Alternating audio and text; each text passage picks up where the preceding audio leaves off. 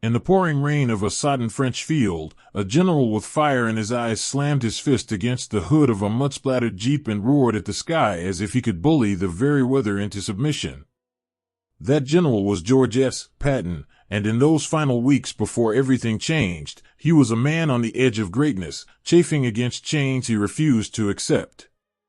Picture him there, tall and ramrod straight despite the filth clinging to his polished boots, his ivory-handled pistols gleaming like defiant talismans at his hips. The rain drummed relentlessly on his helmet, but it could not dampen the storm raging inside him. He had spent months driving his Third Army forward through the Lorraine region, that stubborn stretch of French countryside that seemed determined to swallow tanks and men alike in endless seas of mud. Every mile gained came at the cost of exhausted bodies and broken machines, yet Patton pushed on because stopping was never an option in his soul.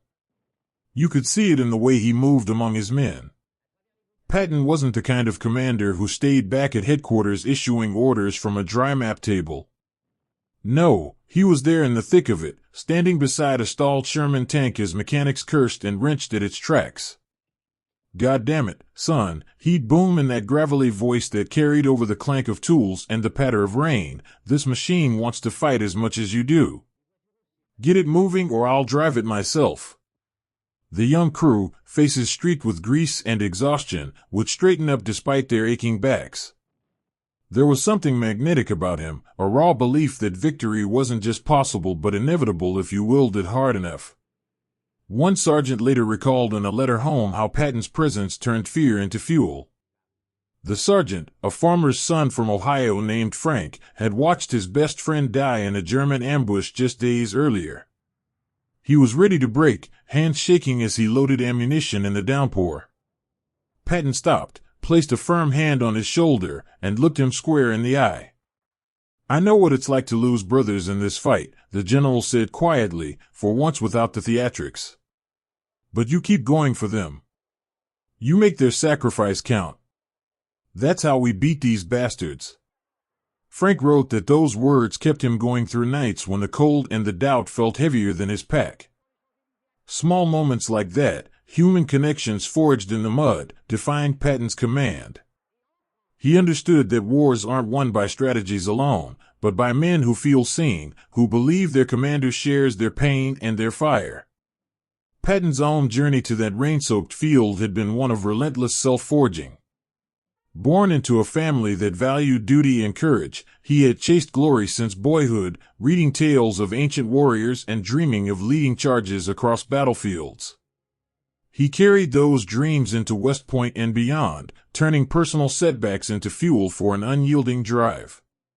There were failures, doubts whispered in quiet hours, moments when even he wondered if his aggressive spirit was a blessing or a curse. But he emerged with an almost mystical faith in destiny, and the idea that bold action could bend history itself. His men sensed it. They told stories around flickering campfires of how he seemed to channel something larger than himself. One private, a quiet mechanic named Luis from California, remembered receiving a personal note from Patton after repairing a critical supply truck under fire. "Your hands kept us moving today," the note read. "Never doubt that every bolt you turn is a blow against the enemy." Luis kept that scrap of paper in his pocket like a talisman, pulling it out during the worst nights when homesickness and terror clawed at him. It reminded him that even the smallest contributions mattered in Patton's world, where every soldier was part of a larger, unstoppable force. Yet beneath the bluster and the inspiration lay deeper frustrations that ate at the general like the persistent Lorraine mud. Higher command, with its careful plans and measured advances, felt to Patton like shackles on a thoroughbred. He wanted to slash through German lines, exploit weaknesses, keep the enemy reeling. Instead, supply lines stretched thin, fuel was rationed like precious water, and rain turned roads into quagmires that bogged down his beloved armored columns. You can imagine him pacing in his command tent at night, maps spread before him under the dim glow of a lantern, his shadow dancing wildly on the canvas walls. He would mutter to himself or to a trusted aide about the waste of time, the lives lost to hesitation. "We could end this war now if they'd let us run," he'd say, voice thick with emotion. His aides saw the man behind the legend then, not just the showman but the leader haunted by the knowledge that every delay meant more boys in foxholes, more families receiving telegrams back home. Patton wrote letters too, though few ever saw them. In one to his wife, he poured out the private fears that he masked so well in public, the weight of command, the faces of the fallen that visited him in dreams, the burning need to prove that audacity could save lives in the long run. These weren't the ramblings of an impatient glory seeker, they were the reflections of a man who felt the human cost in his bones and still chose to push forward. Around him, the Third Army reflected that same mix of exhaustion and unbreakable spirit. Consider the tank crews grinding forward day after day. A driver named Eddie from Pennsylvania described in a letter to his sweetheart how the mud sucked at their treads like living hands trying to pull them under. Engines overheated, men went without hot meals for days, and the constant threat of German artillery or hidden anti-tank guns kept nerves frayed. Yet when Patton appeared, rolling up in his command vehicle with that famous scowl and those gleaming pistols, something shifted. He would hop down, boots sinking into the muck, and deliver one of his legendary pep talks, raw and unfiltered. "You are the best damn soldiers on God's green earth," he'd thunder. "The Germans fear you because they know what you're made of. Now let's show them." Laughter would ripple through the ranks, mixed with cheers. A young lieutenant who had just lost half his platoon in a skirmish found himself standing taller after one such visit. Patton pulled him aside later, sharing a rare quiet word about the loneliness of leadership. "I've buried good men too," he admitted. "It never gets easier. But we honor them by winning." That lieutenant carried the memory like armor through the weeks ahead, turning grief into resolve. These weren't abstract lessons in morale, they were lifelines in a war that ground men down one muddy mile at a time. The countryside itself became a character in their struggle. Lorraine's fields, once perhaps peaceful, now lay scarred by shell craters filled with stagnant water. Villages reduced to rubble offered fleeting shelter where soldiers might share a cigarette or a story from home. One such moment stands out, a group of infantrymen huddled in the ruins of a farmhouse, passing around a letter from a buddy's wife that described their children's latest antics. Laughter echoed softly despite the distant rumble of guns. Patton, riding through on inspection, paused to listen. He didn't interrupt. Instead, he joined for a brief moment, sharing a rare personal anecdote about his own family that humanized the larger-than-life figure. It reminded everyone that beyond the strategy and the fighting, they were all men with lives waiting back home. These small kindnesses, these threads of humanity, wove through the hardship and gave the campaign its soul. Patton understood that an army fights not just with weapons but with heart, and he cultivated that heart with every interaction. As the weeks wore on, the frustration mounted for everyone. Supplies arrived sporadically, forcing creative solutions that tested ingenuity and patience. Mechanics worked miracles with scavenged parts, quartermasters stretched rations until they were nearly transparent, and medics tended wounds under flickering lantern light in makeshift aid stations. One nurse, tending to a wounded tanker with shrapnel in his leg, recalled how the man gripped her hand and whispered about Patton's latest visit. "He makes you believe we can do the impossible," the soldier said through gritted teeth. The nurse wrote home about it, capturing how one man's unyielding spirit rippled outward, touching even the most overlooked parts of the war effort. Patton himself felt the strain. There were nights when doubt crept in, when the weight of decisions that could send thousands into harm's way pressed heavily. He walked the lines under cover of darkness, checking on sentries, offering a word here or a cigarette there. These quiet acts of presence spoke louder than any speech. They told his men that their general wasn't above the mud and the misery, he was in it with them. Educationally, this period revealed profound truths about warfare that go far beyond maps and maneuvers. It showed how leadership isn't just about barking orders but about forging unbreakable bonds of trust. Patton's aggressive philosophy, his insistence on maintaining momentum at all costs, taught that hesitation in battle can be deadlier than the enemy. Yet it also highlighted the human limits of even the most driven commander. Logistics, weather, and higher strategy could blunt even the sharpest sword. The men of the Third Army learned resilience not from grand theories but from surviving one rain-soaked day after another, finding strength in camaraderie and the belief that their efforts mattered. These lessons, born in the mud of Lorraine, would soon be tested on a scale none of them could yet imagine. Patton paced more urgently as intelligence reports trickled in, hinting at German movements in the Ardennes to the north. He sensed opportunity in the air, or perhaps danger. His instincts, honed by years of study and combat, told him the enemy might try something desperate. In private moments, he confided in close aides about the need for readiness, about how a swift response could turn the tide. You can feel the tension building in those exchanges, the sense that the slow grind in Lorraine was merely the prelude to something far greater. His men, though weary, drew strength from his restlessness. They knew their general would not stand still, and neither would they. Think of the letters sent home during those weeks. A corporal named Miguel from Texas described to his mother the pride he felt marching under Patton. "He doesn't just lead us, he believes in us like we believe in him," Miguel wrote. "Even when the rain won't stop and the Germans are waiting, we keep going because of him." Such words capture the emotional core of what made the Third Army special. It wasn't flawless, and the hardships tested every bond, but the shared purpose held them together. Patton's own reflections, captured in his writings, reveal a man wrestling with the duality of command, the thrill of potential glory mixed with the heavy knowledge of lives entrusted to him. He feared not death, but failure to live up to the destiny he felt was his. These inner struggles made him relatable, even in his larger-than-life persona. As the days shortened and the cold deepened, the army continued its push, village by village, ridge by ridge. Small acts of everyday heroism multiplied. A driver risking his life to deliver ammo through enemy fire. A medic staying with a dying soldier, reading from a tattered Bible until the end.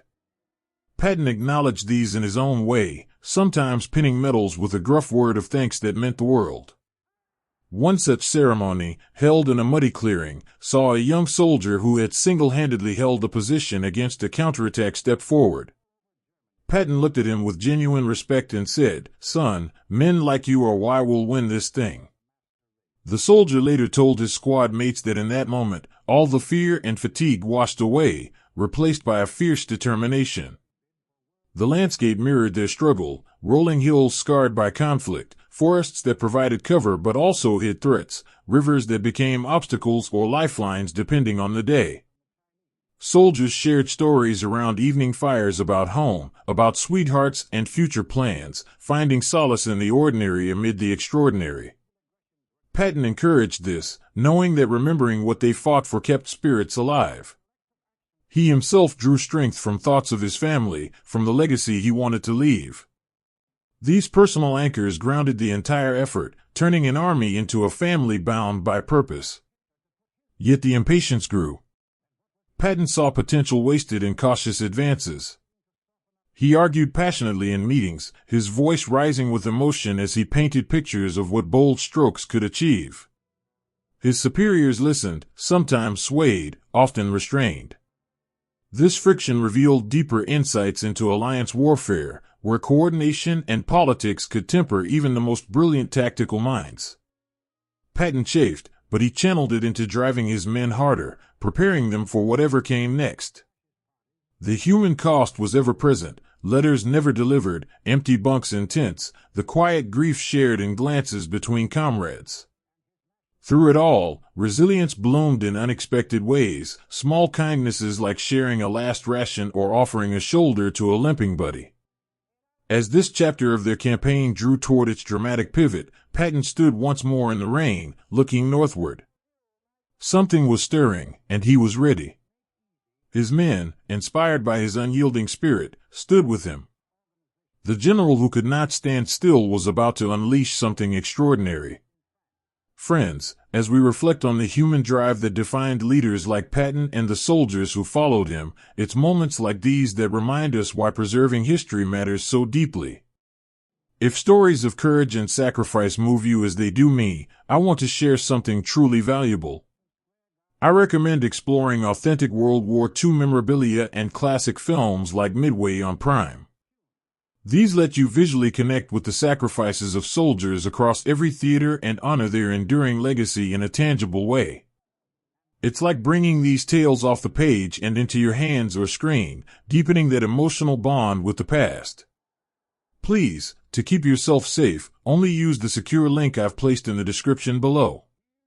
If you try to search for this on the internet, the top results are unfortunately often fake websites designed to scam you, and I want to make sure you are protected.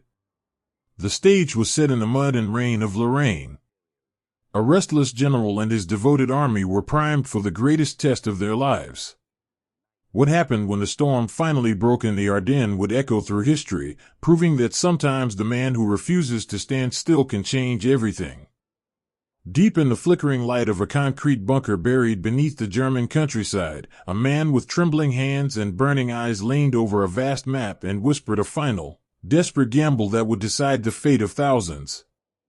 That man was Adolf Hitler, and in those tense weeks as winter approached, his vision for one last thunderous strike through the Ardennes became a fragile lifeline for a regime crumbling under the weight of its own ambitions. But this act wasn't just about maps and grand strategy. It was about the human souls caught in the current of that whisper, men who carried the ghosts of years of war on their shoulders while clinging to fading hopes. Picture the scene in that bunker, the air thick with cigarette smoke and the scent of damp wool uniforms, generals standing rigid as Hitler paced, his voice rising with that familiar intensity. Field Marshal Gerd von Rundstedt, an old soldier with a weathered face etched by decades of service, listened with a mix of duty and quiet dread. He had seen empires rise and fall, victories turn to ash. In private moments afterward, von Rundstedt would confide to a trusted aide how this plan felt like grasping at straws, a final roll of dice by a leader increasingly detached from the realities faced by the men in the field. Yet duty bound him. He carried the burden of knowing that refusal wasn't an option, that his experience might at least temper the madness enough to give ordinary soldiers a fighting chance. The soldiers themselves, scattered across assembly areas in forests and villages, were a mosaic of weary veterans and wide-eyed youths. Take young Karl, a 19-year-old from a small farming village in Bavaria, who had grown up hearing tales of blitzkrieg triumphs. Now, as he helped camouflage a massive Panther tank under pine branches heavy with impending snow, his hands shook not just from the cold but from the private fears he dared not voice. In a letter to his mother that he never sent, Karl poured out his heart, the gnawing worry that this offensive was different, that the Allies had grown too strong, that the endless retreats of recent months had hollowed out the once invincible Wehrmacht. He missed the simple life back home, the smell of fresh bread from his family's oven, the laughter of his younger siblings. Yet around the campfire at night, when comrades shared what little warmth they had, Karl found small anchors. An older sergeant named Heinrich, a veteran of the Eastern Front with scars that told silent stories of horror, would pass him an extra ration of bread and clap him on the back. "Keep your head down and your wits sharp, boy," Heinrich would say gruffly. "We've come this far. We'll see the next sunrise together." Those words, that quiet act of kindness, became a lifeline for Karl, a reminder that even in the shadow of a dictator's gamble, humanity persisted in the bonds between men facing the unknown. Higher up the chain, commanders like Walter Model felt the pressure in their bones.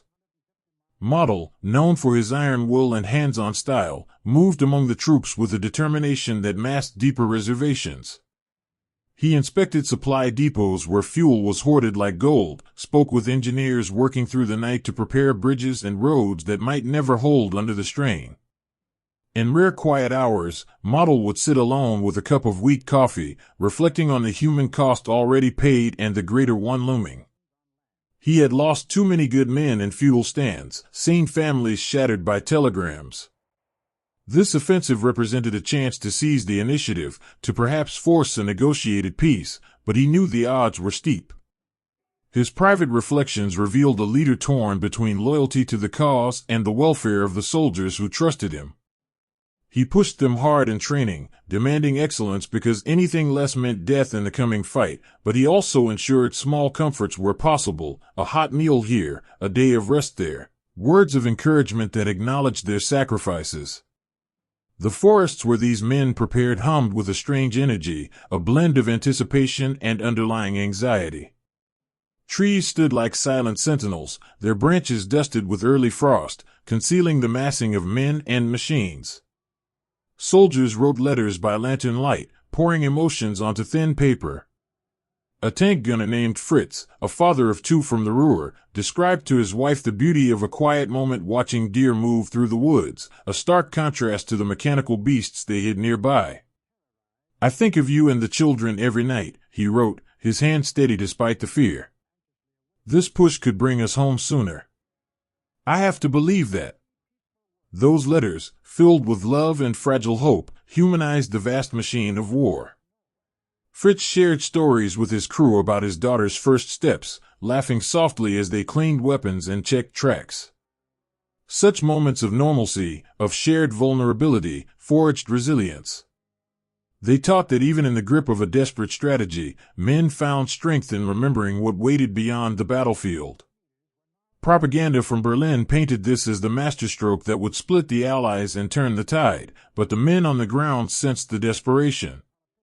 Veterans who had marched triumphantly through Paris years earlier now spoke in hushed tones. Of fuel shortages, of replacements who barely knew how to hold a rifle. One such veteran, an artilleryman named Otto, comforted a frightened recruit during a night march by sharing his last cigarette. "I was scared too, my first time," Otto admitted, his voice low against the crunch of boots on frozen ground. "But we look out for each other. That's how we survive." Otto carried his own private ghosts, memories of fallen friends and the growing certainty that the war's end might not be the victory they once imagined. Yet he kept moving, kept encouraging, because quitting wasn't in his nature. These everyday acts of heroism, the quiet resilience in the face of mounting dread, formed the true backbone of the German effort. They showed how ordinary people navigate the extraordinary pressures of a leader's final whisper. As preparations intensified, the human stakes sharpened. Families back home received carefully worded letters designed to reassure while hinting at the weight. Mothers like Carl's prayed in village churches, clutching photos of sons grown too fast into soldiers. Wives like Fritz's managed households alone, tending gardens and children while wondering if the next knock at the door would bring devastating news. The emotional toll rippled outward, connecting the bunkers and forests to distant living rooms in a web of shared anxiety and hope. Commanders felt this too. Von Rundstedt, in a moment of candor with Model, spoke of the responsibility they bore, not just to Hitler but to the men whose lives hung on their decisions. "We must give them every chance," he said, eyes heavy with the knowledge of past campaigns where ambition outstripped reality. These reflections offered deep insights into the nature of command in total war, how leaders balance obedience with conscience, how the human element often decides more than grand plans. The landscape itself seemed to mirror the mood, with leaden skies and biting winds whispering of hardships to come. Soldiers huddled in makeshift shelters, sharing stories that blended bravado with honesty. A young officer recounted a small kindness from his captain, who had given up his own blanket during a freezing drill. "He told me leadership means carrying the load first," the officer said, voice thick with emotion. Such gestures build loyalty and morale in the shadow of uncertainty.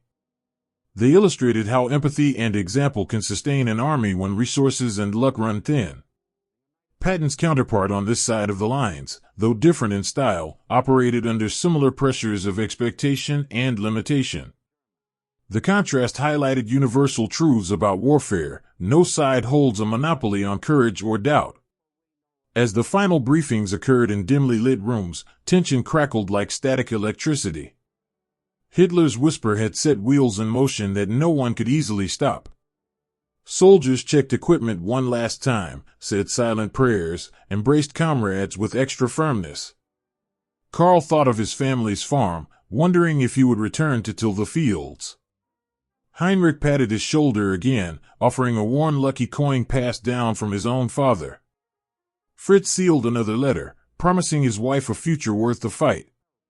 These personal threads wove a rich tapestry of humanity against the backdrop of impending violence.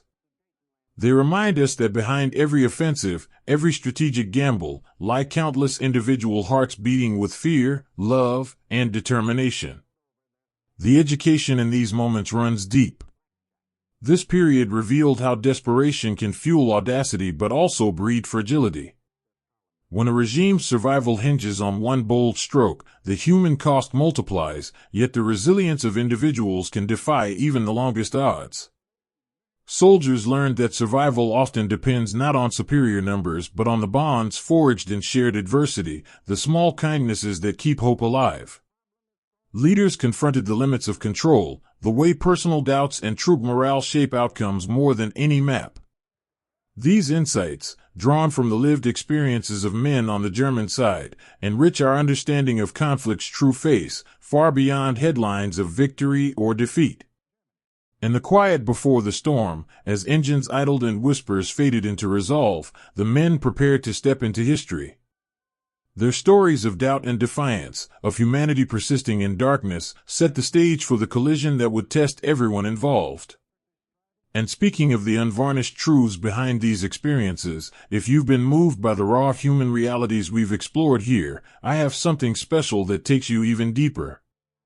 On Gumroad, I've put together a digital collection of raw, uncensored photographs and footage from the war that reveal the brutal, unfiltered realities of combat and survival, images too intense and revealing for platforms like this one. These aren't polished history, they're the honest, sometimes harrowing glimpses that honor the full weight of what these men endured. It's a way to connect more intimately with the stories we've shared, to see the faces and moments that words can only hint at. Please, to keep yourself safe, only use the secure link I've placed in the description below. If you try to search for this on the internet, the top results are unfortunately often fake websites designed to scam you, and I want to make sure you are protected. The whisper had been spoken. The men stood ready. Across the lines, another army stirred under a different general. The Ardennes waited, silent and unforgiving, for the clash that would define them all. In the soft glow of a makeshift Christmas tree fashioned from pine branches and scavenged foil, a young American soldier sat in a frozen foxhole and whispered a prayer for just one quiet night. That soldier, like thousands of his comrades scattered across the seemingly sleepy Ardennes front, clung to the fragile hope that the war might grant them a brief respite amid the snow and shadows. But beneath the surface calm of that sector, where exhausted troops rotated in for what they believed would be a period of rest and refit, tensions simmered and private fears whispered louder than any official report. These men weren't on a vacation from hell, they were holding a line that felt deceptively safe, their minds turning toward home even as the gathering storm brewed just beyond the trees. Imagine Private Tommy Riley, a kid from the streets of Boston who had lied about his age to enlist, huddled with his squad in a Belgian village barn that smelled of hay and wood smoke. The walls were patched with whatever they could find, and someone had strung up a few precious lights scavenged from a ruined house. Tommy held a crumpled letter from his little sister, reading it over and over by the light of a shared lantern. She wrote about the neighborhood kids building snowmen and how their mom was saving sugar rations for a special pie. "Come home soon, Tommy," the letter ended in childish scrawl. "We miss your stories." Tears stung his eyes as he folded it carefully, tucking it next to his dog tags. Around him, the others shared their own pieces of home. A farm boy from Iowa named Elias passed around a photo of his fiancée, her smile captured in black and white bringing momentary warmth to the cold air. "She's waiting with a ring and a plan for the farm," Elias said softly, his voice thick with longing. These small exchanges, these glimpses into the lives they left behind, created bonds deeper than any training manual could forge. They reminded each man why they endured the mud, the marches, and the constant uncertainty. The Ardennes in those weeks felt like a world apart from the fierce fighting to the south and east. Dense forests blanketed in early snow, rolling hills dotted with quiet villages where locals offered what little hospitality they could, a cup of weak coffee or a shared hearth. American troops, many green replacements or units pulled from heavy combat for recovery, settled into routines that almost felt normal. They patrolled lightly, repaired equipment, and allowed themselves the luxury of holiday thoughts. Sergeant Marcus Hale, a veteran from Chicago who had seen action since Normandy, watched over his platoon with a protective eye. He knew the dangers of letting guard down, but even he caught himself dreaming of a real Christmas dinner. Marcus wrote to his wife every chance he got, describing the Belgian countryside in hopeful tones while carefully omitting the gnawing sense that something wasn't right. "The boys are tired but in good spirits," he penned one evening, his fingers stiff from the cold. "We're talking about what we'll do when this is over. I miss your laugh more than anything." That letter, filled with love and quiet resilience, was his way of holding on to sanity, of reminding himself that the war hadn't stolen everything yet. Yet private fears lurked beneath the surface for all of them. Tommy would lie awake at night listening to the distant rumble that might be thunder or artillery, his mind replaying stories from veterans about surprise attacks. He confided in Elias during a quiet moment chopping wood for the squad's fire. "What if they come while we're singing carols?" Tommy asked, voice barely above a whisper. Elias paused, axe resting on his shoulder, and shared his own doubts. "I think about it too. But we've got each other. Remember that time in training when we got lost in the woods? We made it out laughing. We'll do the same here." Their conversation turned to lighter memories, a small act of mutual support that eased the tension. Moments like these, where vulnerability met compassion, built the quiet heroism that kept units functional even in supposed rest areas. They learned through experience that ignoring fear didn't make it disappear, but sharing it could make it bearable. Command posts in nearby towns buzzed with a different kind of energy, one laced with overconfidence born of recent successes. Officers reviewed maps by candlelight, noting the sector's reputation as a quiet zone, a place for rebuilding strength after brutal campaigns. One lieutenant, fresh from stateside and eager to prove himself, organized an impromptu sing-along with the troops. Voices rose in familiar carols, echoing through the trees and bringing smiles to faces lined with fatigue. A cook named Garcia, who had perfected stretching rations into something almost festive, served extra portions of stew that night. "Merry Christmas, fellas," he called out, ladling generously. The men savored it, swapping tales of past holidays, of mothers cooking and fathers' stories. Garcia himself thought of his family in New Mexico, the warm adobe home and spicy meals that felt worlds away. He carried a small cross his grandmother had given him, rubbing it for luck and comfort during lonely watches. These rituals, these threads of normalcy woven into wartime life, highlighted the human need for connection and joy even amid uncertainty. They taught that morale isn't abstract, it's built in shared laughter, warm food, and the belief that better days awaited. Ignored warnings flickered like distant lightning, dismissed by many as routine intelligence.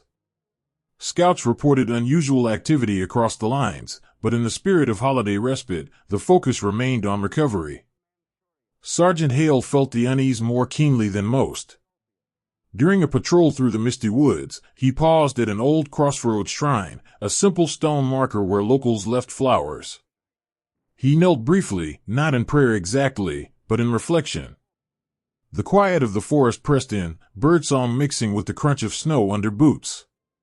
"Stay alert, boys," he told his squad afterward, voice steady but eyes scanning the tree-line. His experience from earlier battles gave him an instinct that something felt off, a prickle at the back of his neck.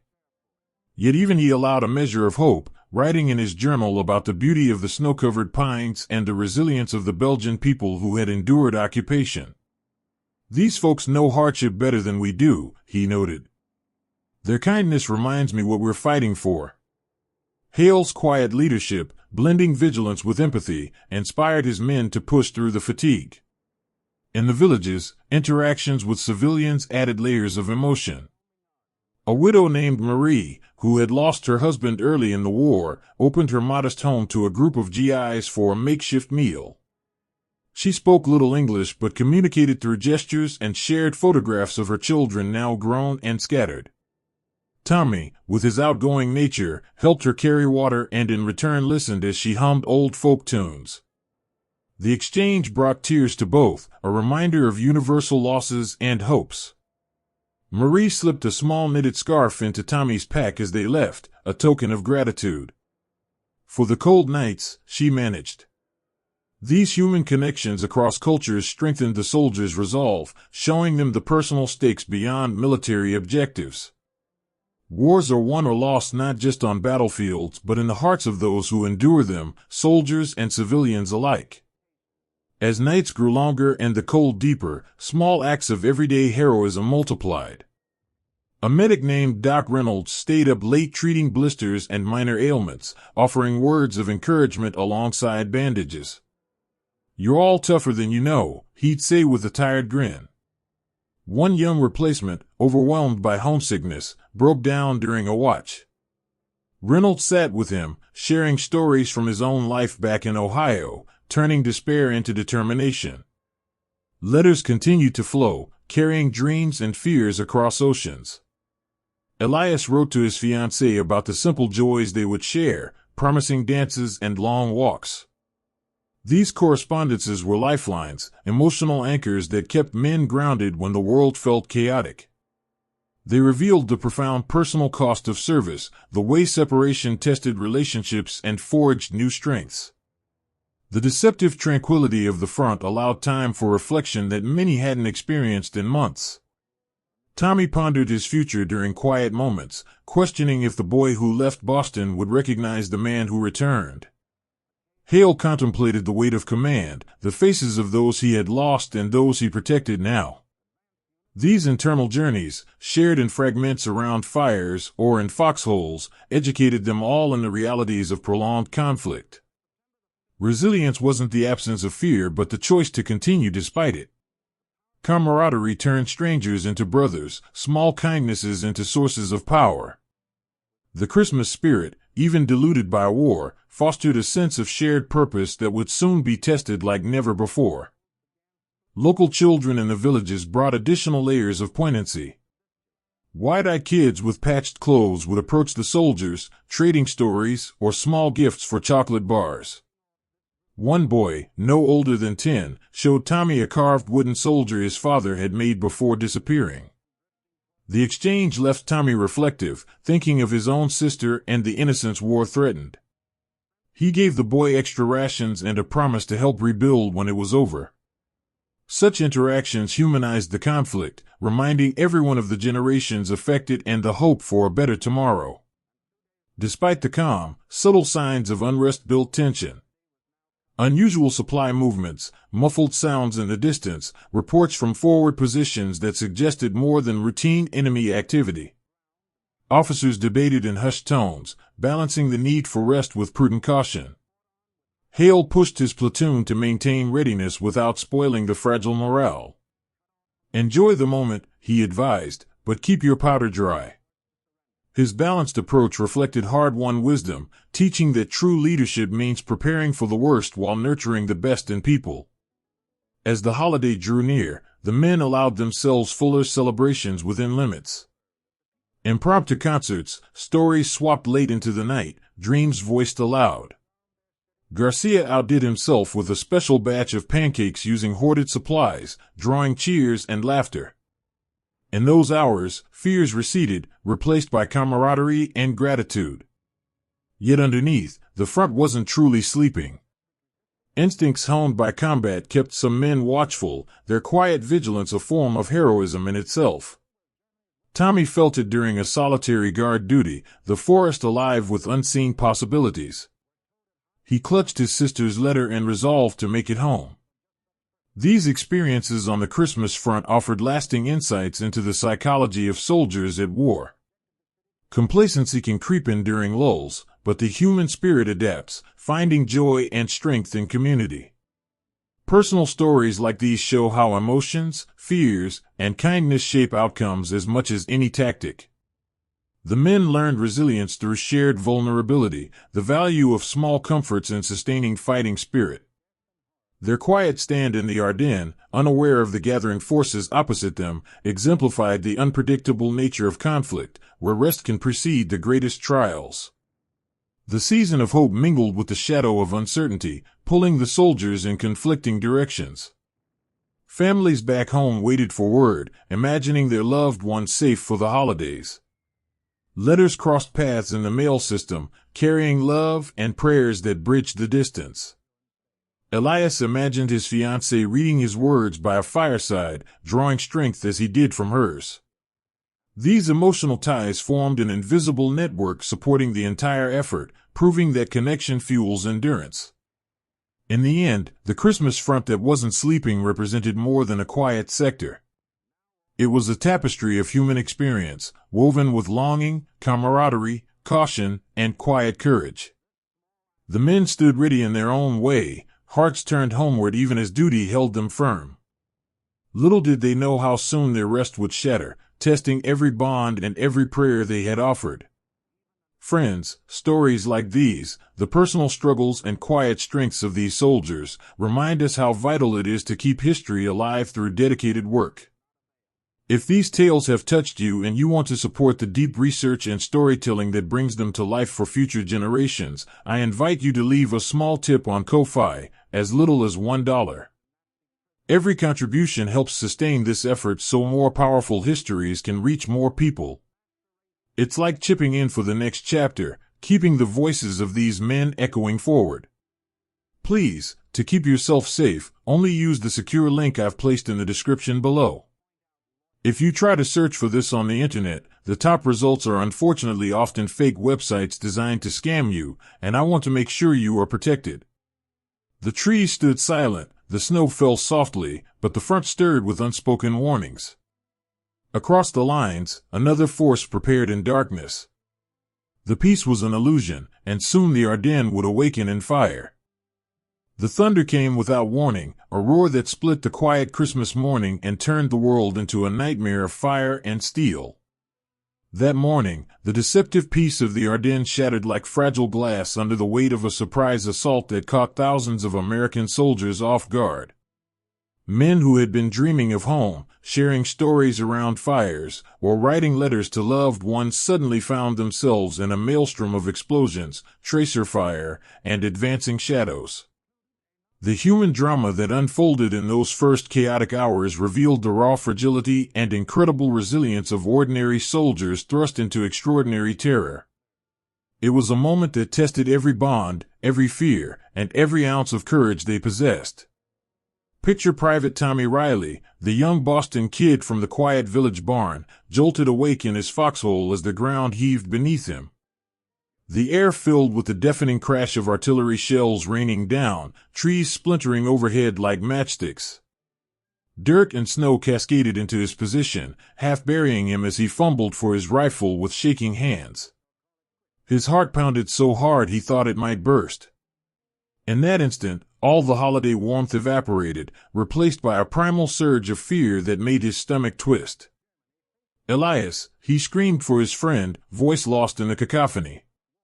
Memories of his sister's letter flashed through his mind, her innocent plea to come home soon. Would this be the end before he could even reply? Tommy clawed his way up, ears ringing, and spotted Elias nearby, crouched low and motioning frantically. The two scrambled together through the chaos, helping each other over fallen logs and shell craters. In that small act of reaching out, they found a lifeline, a reminder that they weren't facing the storm alone. Nearby, Sergeant Marcus Hale, the veteran from Chicago, reacted with the instincts honed from years of combat. He had been sipping weak coffee and reviewing patrol notes when the barrage began. The first explosion sent him diving for cover, his mind racing through possibilities. This wasn't random shelling, it was coordinated, overwhelming. "Get to your positions," he bellowed to his platoon, his voice cutting through the din with authority born of experience. Hale moved from foxhole to foxhole under fire, dragging a wounded private to safety while bullets whipped past. The young soldier, barely 18, clutched at his arm, eyes wide with panic. I don't want to die here, Sarge, the boy gasped.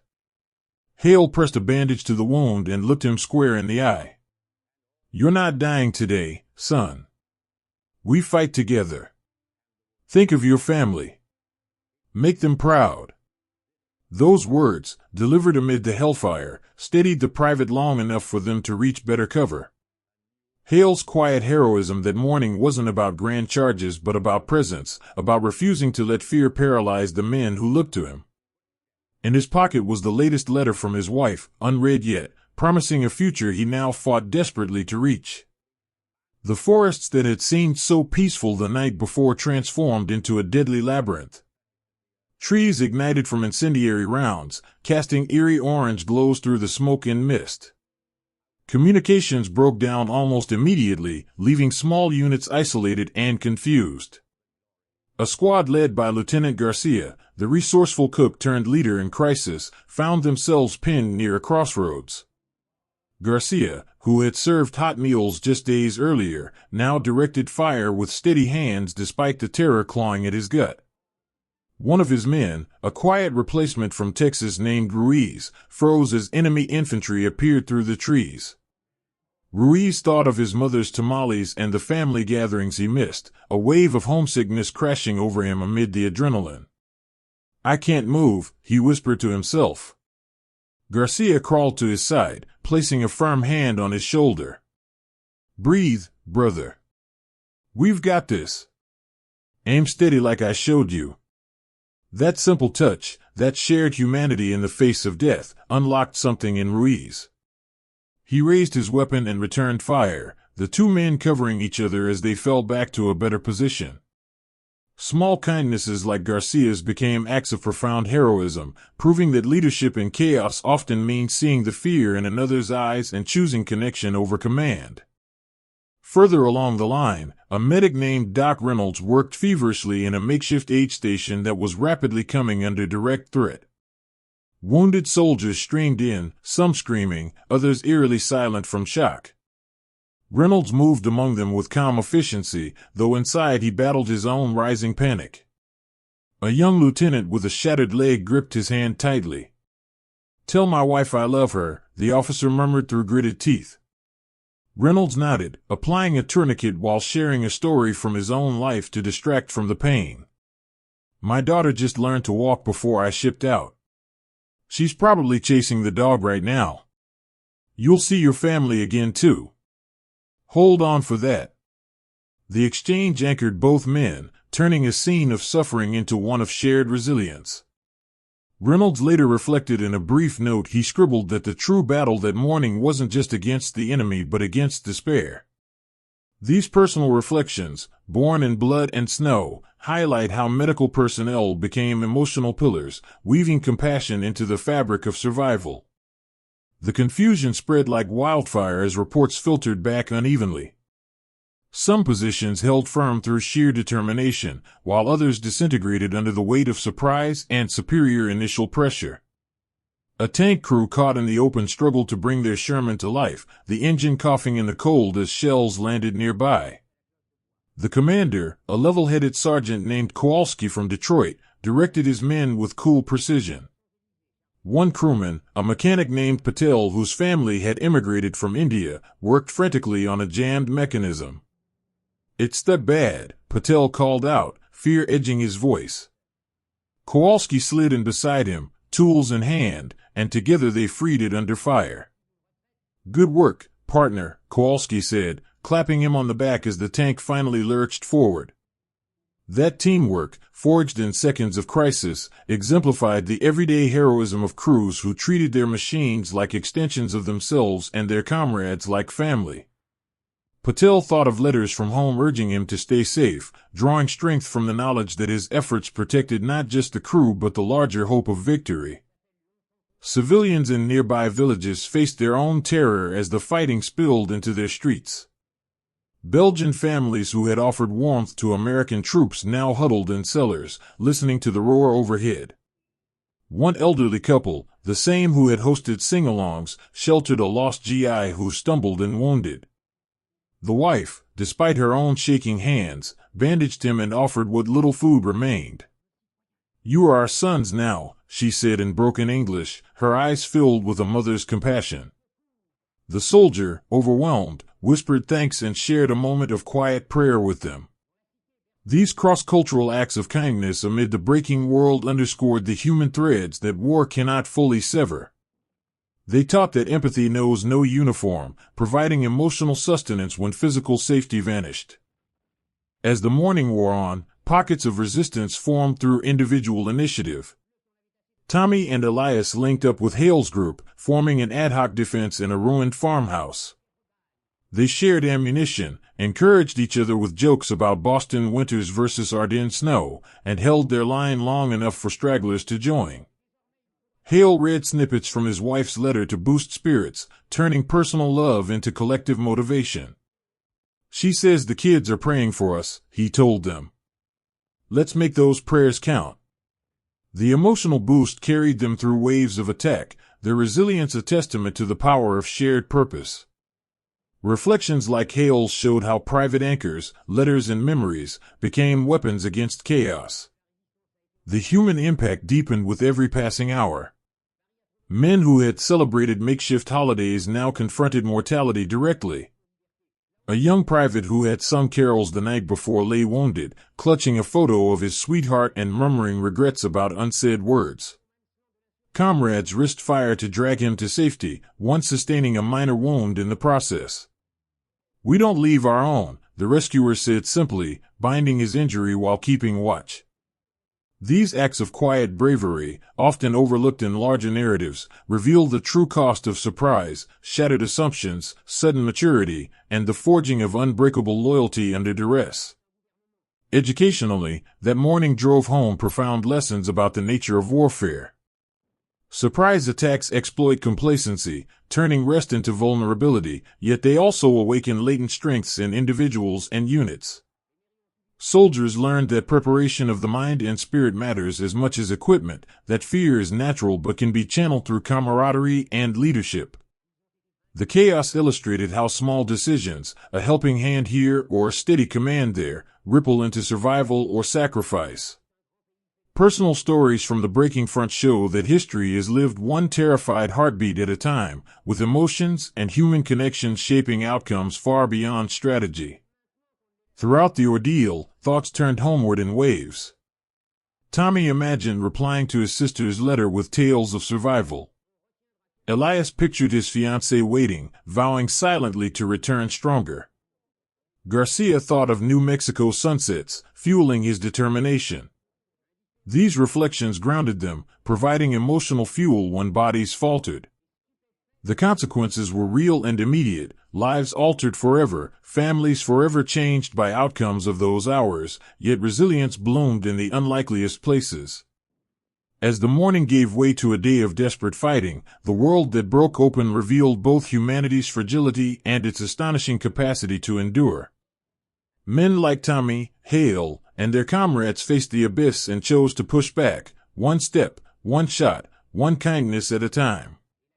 If the raw courage and unfiltered human experiences we've witnessed here have deepened your connection to these stories, I want to share a way to explore even more. On Patreon, you can access exclusive and censored video sections, bonus deep dive podcasts, and join a vibrant community of fellow history lovers for richer explorations of these tales and the ones behind them. It's a space where we dive deeper together, honoring the full weight of what these soldiers faced without holding back. Becoming part of that community feels like extending the camaraderie we see in these battles into our own time. Please, to keep yourself safe, only use the secure link I've placed in the description below. If you try to search for this on the internet, the top results are unfortunately often fake websites designed to scam you, and I want to make sure you are protected. The morning the world broke open was only the beginning. As smoke cleared and lines reformed in blood and snow, the race to respond would call upon leaders and men alike in ways no one could have predicted. The Ardennes had awakened, and the human stories were far from over. In a smoke-filled room heavy with the scent of coffee and tension, Supreme Commanders stared at maps that seemed to bleed with bad news, realizing the war they thought was nearing its triumphant close might instead be slipping toward disaster. That room, where Allied leaders gathered amid the unfolding crisis in the Ardennes, became the nerve center of a desperate struggle not just for territory but for the very soul of their campaign. Here, in the faces of men like Dwight D. Eisenhower, the weight of command pressed down with almost unbearable force, revealing the human vulnerabilities behind the uniforms and titles. It was a moment when private fears clashed with public resolve, when small acts of support among weary staff kept the machinery of decision-making from grinding to a halt. The stories emerging from those tense hours show how leadership in crisis is forged not in grand pronouncements but in quiet endurance, shared doubts, and the unyielding belief that unity could still prevail. Eisenhower stood at the center of it all, his broad shoulders carrying the invisible load of thousands of lives and the hopes of nations. As reports flooded in of breakthroughs, surrounded units, and rapid German advances through the forests, he felt the familiar knot of responsibility tighten in his chest. Ike, as his men affectionately called him, had always been the steady hand, the one who balanced egos and strategies with a Midwestern practicality. But in those hours, he paced the room with a weariness that went bone deep, his mind replaying the faces of soldiers he had visited on the front lines, young men now potentially trapped or worse. In a rare private moment with a trusted aide, he admitted the gnawing fear that this surprise could unravel months of careful planning. "We've come so far," he said quietly, rubbing his temples. "If we lose momentum here, how many more mothers will lose their sons?" That vulnerability, shared in hushed tones, humanized the Supreme Commander. It wasn't weakness, it was the honest reflection of a man who felt every casualty as a personal stake. His aide, a loyal captain who had served with him through North Africa and beyond, placed a steadying hand on his shoulder. "You've gotten us through worse, General. The men believe in you." The small gesture of kindness, a simple affirmation amid the storm, helped Ike straighten and return to the maps with renewed focus. Around the table, other generals grappled with their own emotional tempests. Tension simmered, particularly with British counterparts like Montgomery, whose differing views on strategy added layers of frustration to an already volatile situation. One senior American officer, a man known for his straightforward style, exchanged heated words over resource allocation, only to later pull the other aside for a quiet apology and a shared cigarette. "We're all in this together," he murmured. "No room for egos when boys are dying out there." The exchange, tense yet ultimately reconciliatory, highlighted the human cost of alliance warfare. These leaders weren't infallible icons, they were men with pride, fatigue, and the heavy knowledge that their disagreements could mean life or death for troops in the field. Letters from home arrived sporadically, offering brief escapes. Eisenhower cherished notes from his wife Mamie, which spoke of family life back in the States and urged him to take care of himself. Reading one in a stolen moment, he felt a surge of quiet resilience, reminded of the normal world waiting beyond the chaos. "She's right," he thought. "We fight for that." Sharing snippets with staff created bonds of camaraderie that sustained them through long nights. Staff officers worked tirelessly, their eyes bloodshot from lack of sleep, sorting conflicting reports and coordinating responses. A young intelligence analyst named Lieutenant Harper, fresh-faced but sharp, pieced together fragments of the German plan from scattered sources. Overwhelmed at one point by the scale of the intelligence failure, he stepped outside for air, breathing in the cold to steady himself. An older colonel followed, offering a cup of hot coffee and a word of encouragement. "We've all missed things, son. What matters is what we do now."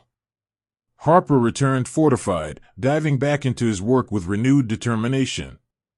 These small kindnesses among the headquarters team, a shared meal, a listening ear, or a joke to break the tension, prevented burnout and kept morale from collapsing. They illustrated how even in the highest echelons, everyday heroism sustains the larger effort. Harper later reflected in a letter to his parents about the profound sense of duty he felt, the way the crisis had matured him overnight. "I see now why leadership means carrying doubt without letting it stop you," he wrote. His words captured the emotional journey many underwent in that room. The realization of the breakthrough scale hit like successive waves. Initial reports suggested a localized probe, but as accounts of overrun positions and desperate pleas for reinforcements arrived, the mood shifted to grim determination. Eisenhower listened intently to each update, his face a mask of calm even as his mind raced through contingencies. In one poignant exchange, he turned to a British liaison officer who had become a friend through years of joint operations. The officer expressed his own private fears about the impact on Allied unity. "If we fracture now," the Brit said, voice low, "Hitler wins without firing another shot." Eisenhower nodded, placing a hand on his shoulder. "Then we don't fracture. We adapt. That's what we've always done." Their mutual respect, built on shared hardships, bridged national differences and reinforced the human foundation of the alliance. Moments like these taught that effective command often relies on personal relationships as much as formal structures, turning potential rivals into partners in crisis. Deeper reflections emerged in quieter corners of the headquarters. A logistics officer, responsible for the vast flow of supplies that kept armies moving, sat with his head in his hands during a brief lull. He thought of his brother serving on the line, wondering if the fuel and ammunition he managed would reach him in time. A secretary, one of the dedicated women supporting the effort, noticed his distress and brought him a fresh pot of coffee along with a kind word. "We're all carrying heavy loads," she said softly. "But you're making a difference for those boys." The interaction lifted his spirits, reminding him of the interconnected web of contributions behind every frontline success. These unsung roles, filled with quiet resilience, formed the backbone of the response. The officer later penned a letter home expressing gratitude for such support, noting how it prevented despair from taking hold. His story underscores how emotional sustenance flows in all directions during war, sustaining the entire command structure. As debates raged over the best course of action, personal stakes rose with every decision. Eisenhower weighed options that could commit divisions to rapid movement, knowing the human toll of forced marches in winter conditions. He drew strength from memories of past successes, where bold choices had paid off, but the fear of miscalculation haunted him. In a private conversation with a close confidant, he voiced the internal conflict. "Every choice here costs lives," he admitted. "I pray we're choosing right." The confidant listened without interruption, offering solidarity rather than solutions. That space for honest reflection proved invaluable, allowing Ike to emerge clearer-headed. It revealed a core truth about leadership, the willingness to bear doubt openly while projecting confidence for the sake of those who follow. Throughout the headquarters, letters and personal mementos served as emotional anchors. One staffer kept a photo of his young daughter tucked in his notebook, glancing at it during breaks for motivation. Another shared news from home about a newborn nephew, sparking brief celebrations amid the crisis that reminded everyone of the future they fought to secure. These human threads wove through the strategic discussions, grounding abstract plans in real consequences.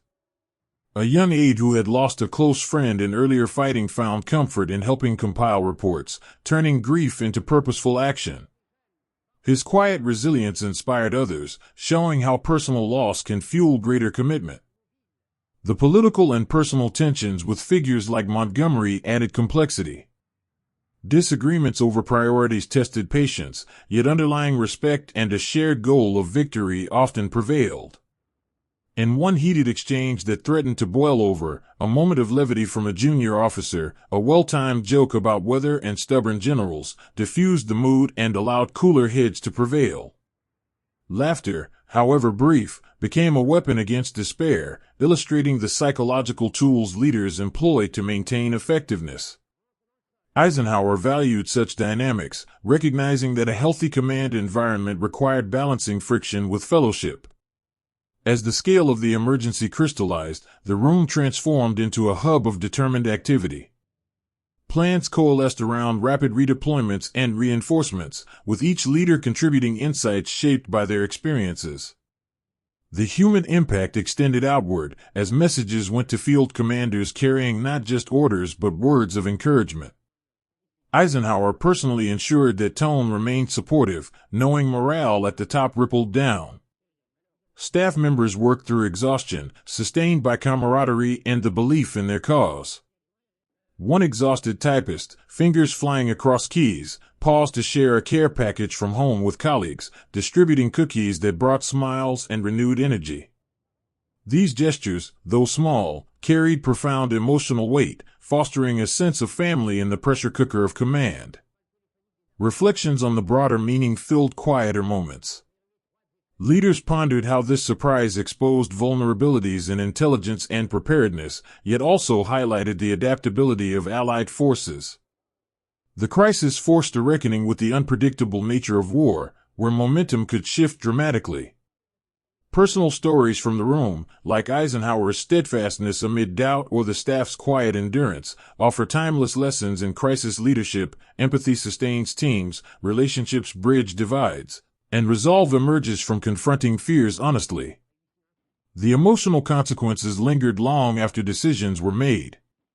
Families of these commanders waited anxiously for news, their letters providing vital lifelines.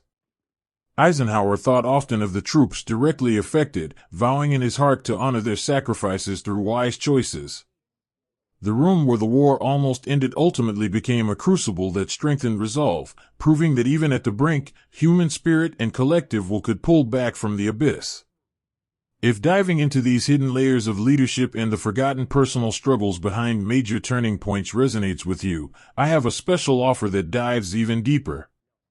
Sign up for my free email newsletter and receive the ebook The Shadow War, 5 Top Secret Operations That Shaped World War II, along with weekly deep dives into forgotten heroes and hidden stories that shaped the conflict. It's packed with the kind of intimate details and insights that bring history to life in ways you won't find anywhere else, helping us all appreciate the human elements that decided the fate of nations. Becoming part of this community means joining others who value these rich narratives as much as you do. Please, to keep yourself safe, only use the secure link I've placed in the description below.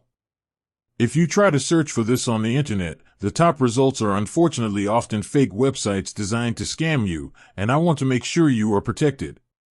The decisions made in that room set wheels in motion across the front. As one general prepared to make an extraordinary promise, the human drama of the Ardennes was only intensifying, pulling leaders and soldiers alike into a race against time and the elements. The war had not ended in that room, but it had found its footing once more through the courage of those inside it. In a cold, dimly lit conference room filled with the scent of damp wool and stale cigarette smoke, one general stood up and made a promise so audacious it silenced the room and changed the course of the war. That general was George S. Patton, and in that pivotal gathering of Allied commanders, his words cut through doubt like a saber through fog. The moment captured the raw human drama of leadership under impossible pressure, where personal confidence clashed with collective skepticism, and one man's unshakable belief became a lifeline for an entire army in crisis. It was a scene not of dry strategy sessions but of hearts pounding, egos tested, and the quiet courage that defines those who dare when others hesitate. Patton's promise wasn't just tactical, it was deeply personal, born from years of drive, frustration, and an almost mystical faith in his men's abilities and his own destiny. Imagine the atmosphere in that room as senior officers gathered, faces etched with exhaustion from days of alarming reports. Maps sprawled across tables showed the alarming bulge forming in the Allied lines, a stark reminder of how quickly fortunes could reverse. Eisenhower presided with his characteristic steady demeanor, but the weight in his eyes revealed the toll. Patton arrived with his usual flair, pistols on hips, uniform impeccable despite the chaos outside. He had driven through treacherous conditions, his mind already racing ahead. As discussions turned to the dire need for a counterstrike, skepticism hung thick in the air. Could any force pivot quickly enough in winter to stem the tide?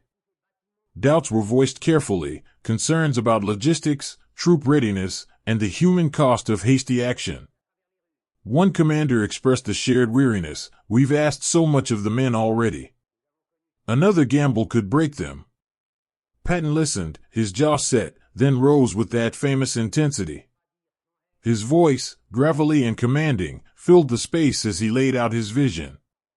He would turn his Third Army, redirect an entire force nearly 90 degrees in the dead of winter, and launch a counterattack with divisions ready far sooner than anyone thought possible. The room fell silent, stunned by the boldness. Skeptical glances were exchanged. Could this be bravado, or genuine possibility? Patton's eyes burned with conviction as he spoke not just of plans but of the spirit of his soldiers, the ones he had driven through the mud of Lorraine, the ones who trusted him with their lives. In that moment, you could see the man behind the legend, the leader who felt the weight of every promise he made. Privately, Patton had wrestled with his own reflections on the drive there. In a quiet moment earlier, he had confided to a trusted aide his mix of excitement and the heavy awareness of risk. "These boys have followed me through hell," he said, voice softening. "I won't let them down now." That private vulnerability, shared with a loyal subordinate who had become like family, fueled his public resolve. The aide, moved by the trust, offered a simple nod of support, a small act of kindness that bolstered Patton in turn. The reactions around the table were a tapestry of human emotion. Some officers leaned forward, inspired by the fire in Patton's delivery, seeing in him the audacity the moment demanded. Others remained doubtful, their faces showing the strain of commanders responsible for countless lives. One British liaison, bridging Allied perspectives, listened intently, his own experiences with bold maneuvers giving him pause. After Patton finished, a tense quiet settled before questions arose, probing the feasibility.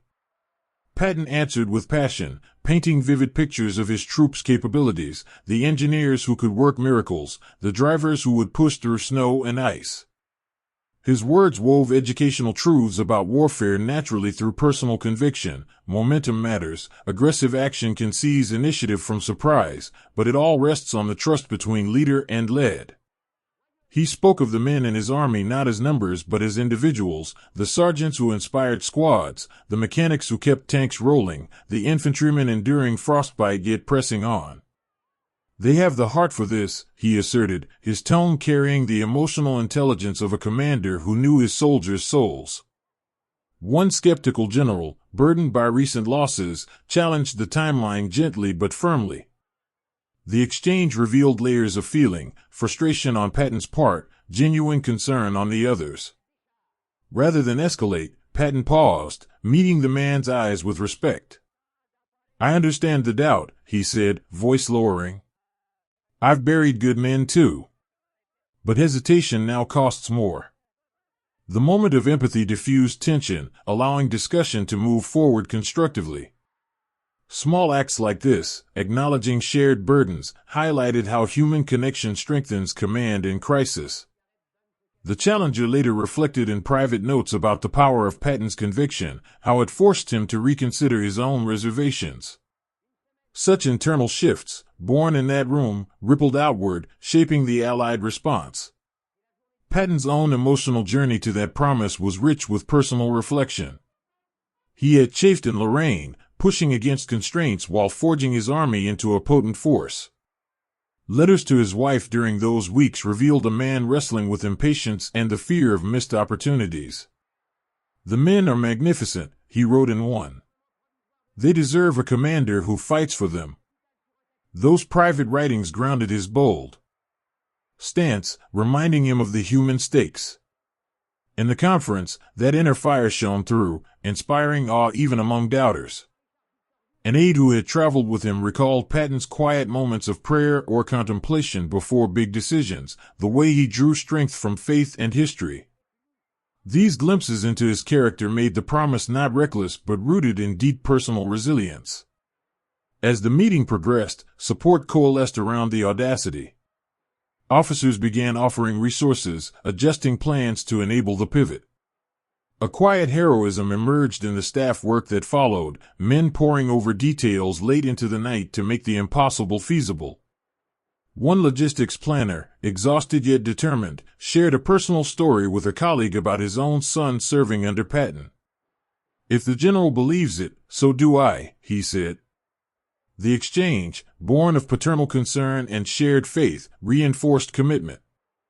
These human threads, fears for loved ones transformed into action, sustained the effort long after the room emptied.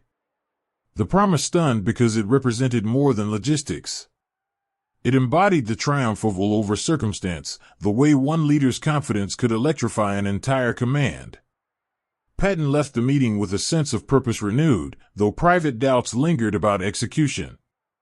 He confided in his driver later, a loyal man who had become a confidant, expressing the mix of elation and solemn responsibility.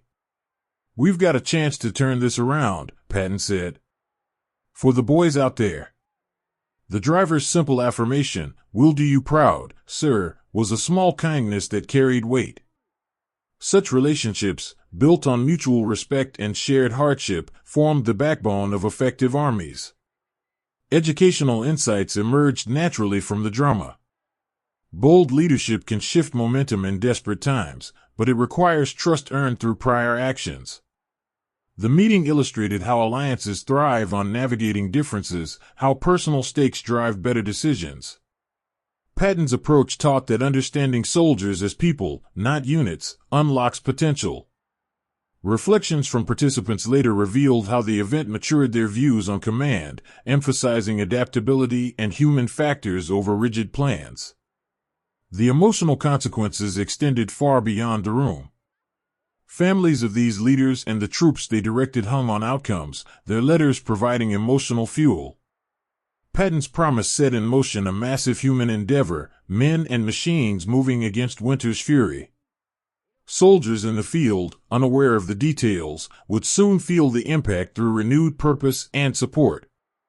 The stunned silence that followed Patton's words gave way to action, proving that in the darkest hours, a single voice of conviction can light the path.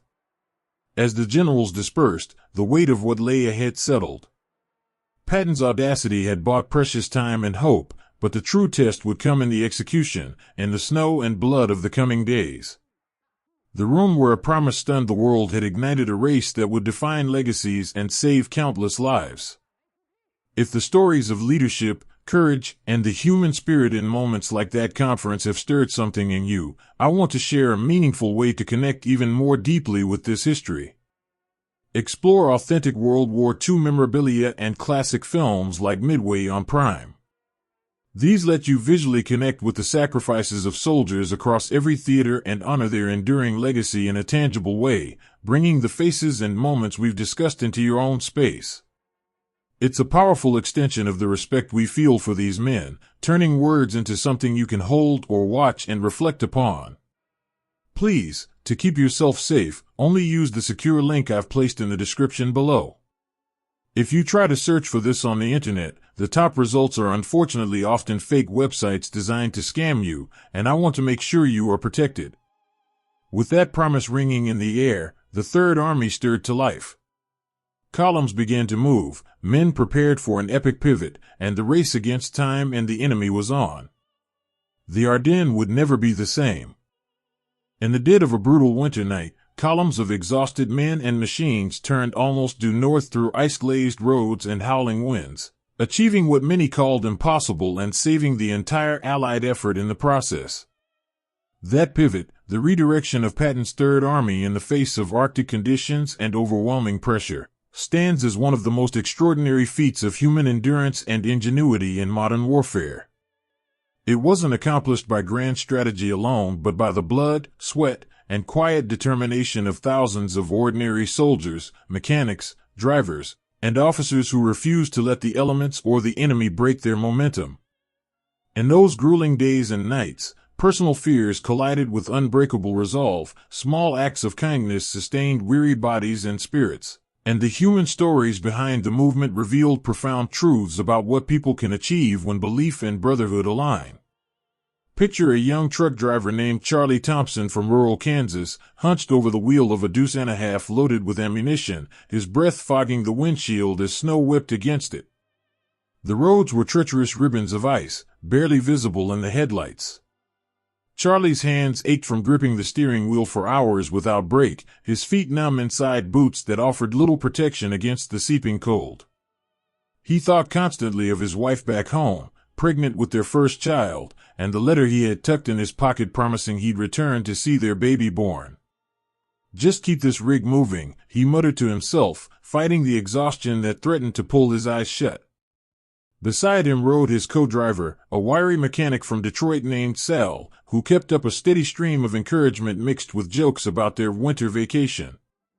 When the truck ahead hit a slick patch and fishtailed dangerously, Charlie and Sal jumped out without hesitation, helping push it free despite the biting wind cutting through their coats. Sal clapped Charlie on the back afterward, sharing a precious cigarette. "We're in this together, farm boy. 1 mile at a time." That small moment of camaraderie, the shared warmth of a smoke and a laugh, kept them going through the longest stretches when despair crept close. Charlie later scribbled a few lines in a damp notebook about the experience, expressing his private fears of never making it home but also his growing pride in what they were accomplishing. These personal reflections anchored him, turning abstract duty into a deeply felt commitment. Throughout the columns, engineers and road crews performed miracles under impossible conditions. Sergeant Elena Vargas, one of the dedicated women supporting the effort in auxiliary roles, coordinated repair teams that worked around the clock. She moved from stalled vehicle to stalled vehicle, her voice steady as she directed fixes in freezing temperatures. One young engineer, barely out of training, struggled with a broken axle on a critical supply truck, his fingers clumsy from the cold and his confidence shaken. Elena knelt beside him, guiding his hands and sharing a story from her own life about overcoming doubt during basic training. "You've got this," she told him warmly. "We've all felt that fear. Use it to focus." The young man, buoyed by her kindness and expertise, completed the repair, and the truck rolled forward. Moments like this, where experienced hands steadied the inexperienced, built quiet resilience across the entire operation.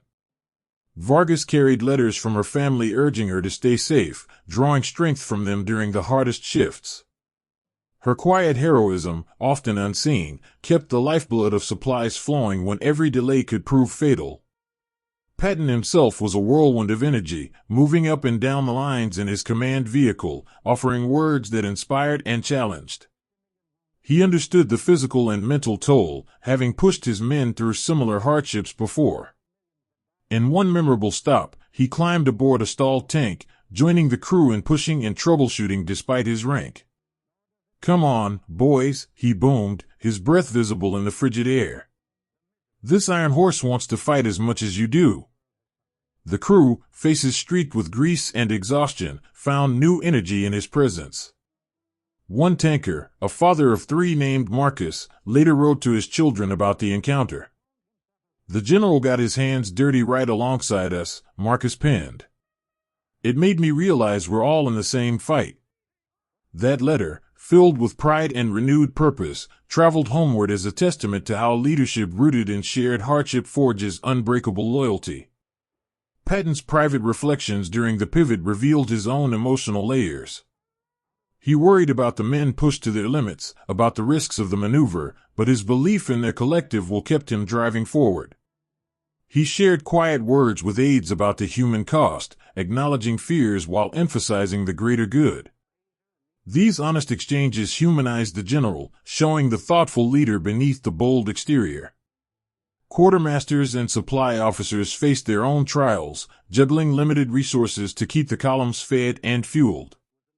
Lieutenant James O'Connor, a meticulous organizer from New York, worked in makeshift depots set up along the route, his eyes heavy from lack of sleep. When a convoy arrived short on rations, he personally helped redistribute what they had, prioritizing the most exhausted units. A hungry private from the south, shivering under a thin blanket, received an extra portion from O'Connor's own meager share. "Eat up, son," the lieutenant said with a tired smile. "We'll get more soon." The private, overwhelmed by the gesture, promised in return to share any future windfall. Such reciprocity, born of scarcity, strengthened the bonds that held the army together. O'Connor thought often of his own family during those long nights, letters from his mother reminding him of the values that guided him. These personal anchors prevented cynicism from taking root, turning logistical challenges into opportunities for human connection. The landscape itself conspired against them, with narrow roads choked by snowdrifts, vehicles sliding into ditches, and visibility reduced to mere yards in whiteout conditions. Drivers like Charlie navigated by instinct and the taillights ahead, their private fears of breakdown or ambush constant companions. When one truck overturned, blocking the route, nearby crews swarmed to help without orders, working in teams to right it and salvage cargo. A moment of levity emerged when a soldier slipped on ice and landed comically, drawing laughter that cut through the tension. Better than sitting still, someone quipped, and the group pressed on with lifted spirits. These instances of everyday resilience, humor and hardship illustrated how the human spirit adapts, finding light even in darkness. Educational insights flowed naturally from such scenes. True logistics succeed through adaptability and teamwork, not perfection. Winter warfare tests the soul as much as the body, and small acts accumulate into monumental achievements. Further back in the columns, infantry marched alongside vehicles, their packs heavy and boots soaked. A group of replacements, still adjusting to the realities of combat, found guidance from veterans who shared hard-won wisdom and extra socks. One veteran, Sergeant Reyes from California, noticed a young soldier struggling with frostbite symptoms and insisted on checking his feet. "Can't fight if you can't walk," Reyes said gruffly, applying what aid he could. The young man, grateful and emotional, shared a letter from his girlfriend that he carried for luck. They read it together briefly, finding common ground in thoughts of home. Reyes's quiet mentorship turned potential stragglers into contributors, exemplifying the everyday heroism that kept the pivot moving. His own private reflections, confided to a close buddy later, revealed the emotional weight he carried, memories of fallen comrades motivating his care for the living.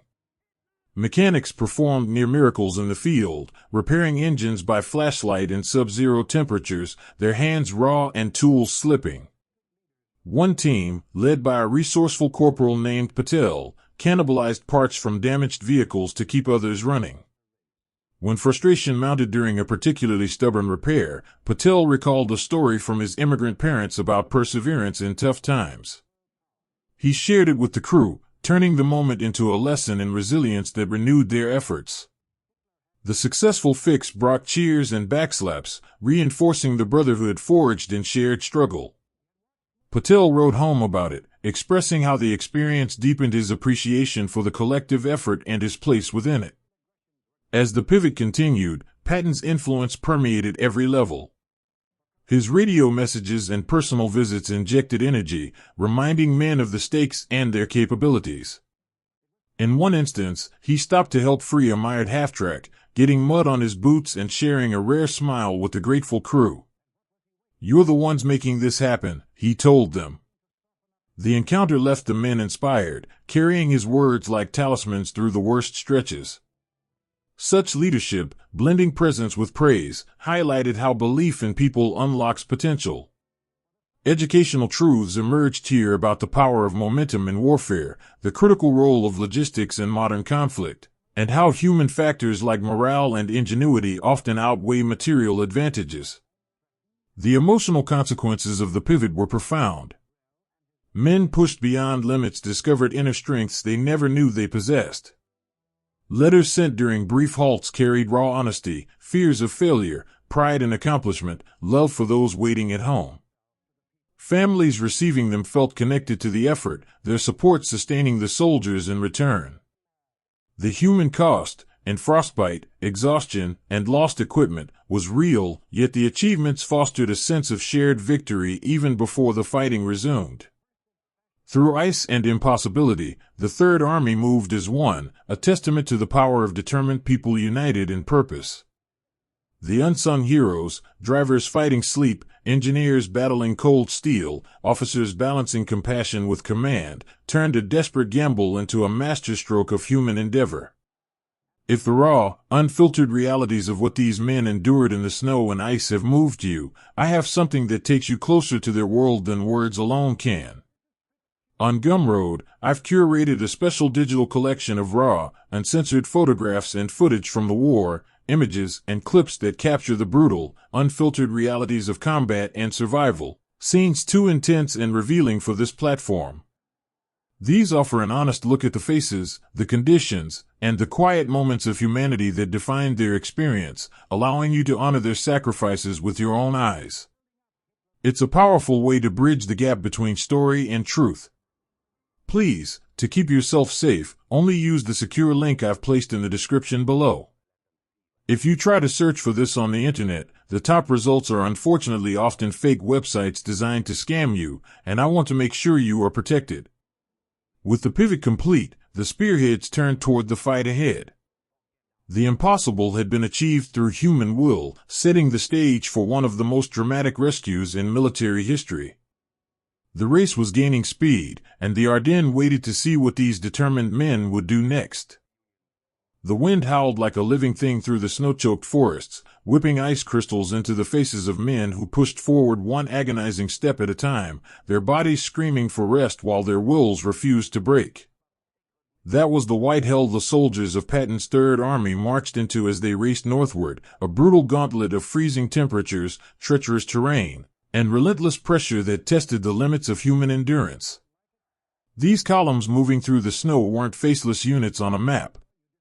They were fathers, sons, brothers, and friends, each carrying private fears, cherished memories of home, and a fierce determination to prove their general right.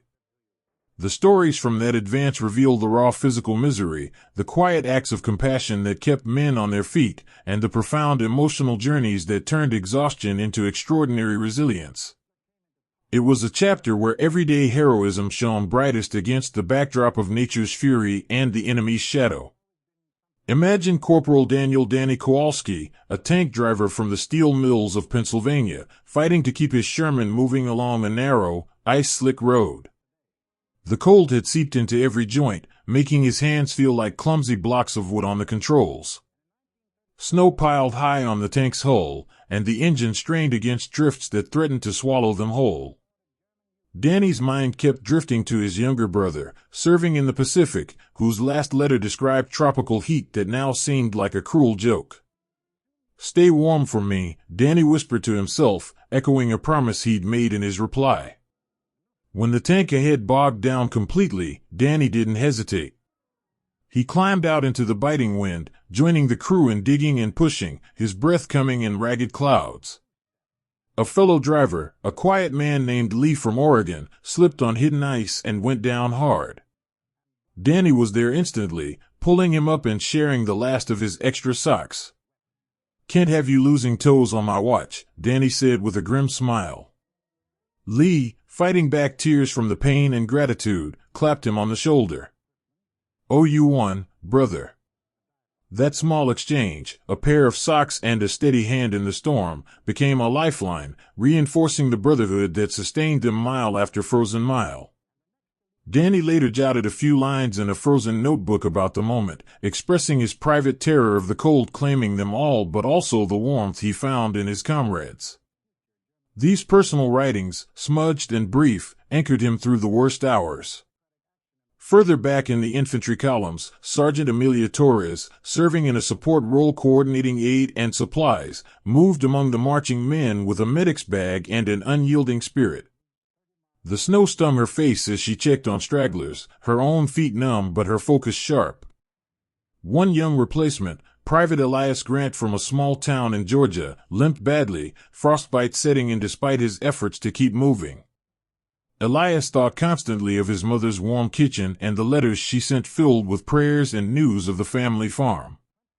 "I can't slow everyone down," he muttered through chattering teeth. Amelia stopped him gently, kneeling in the snow to tend his feet with what limited supplies she had.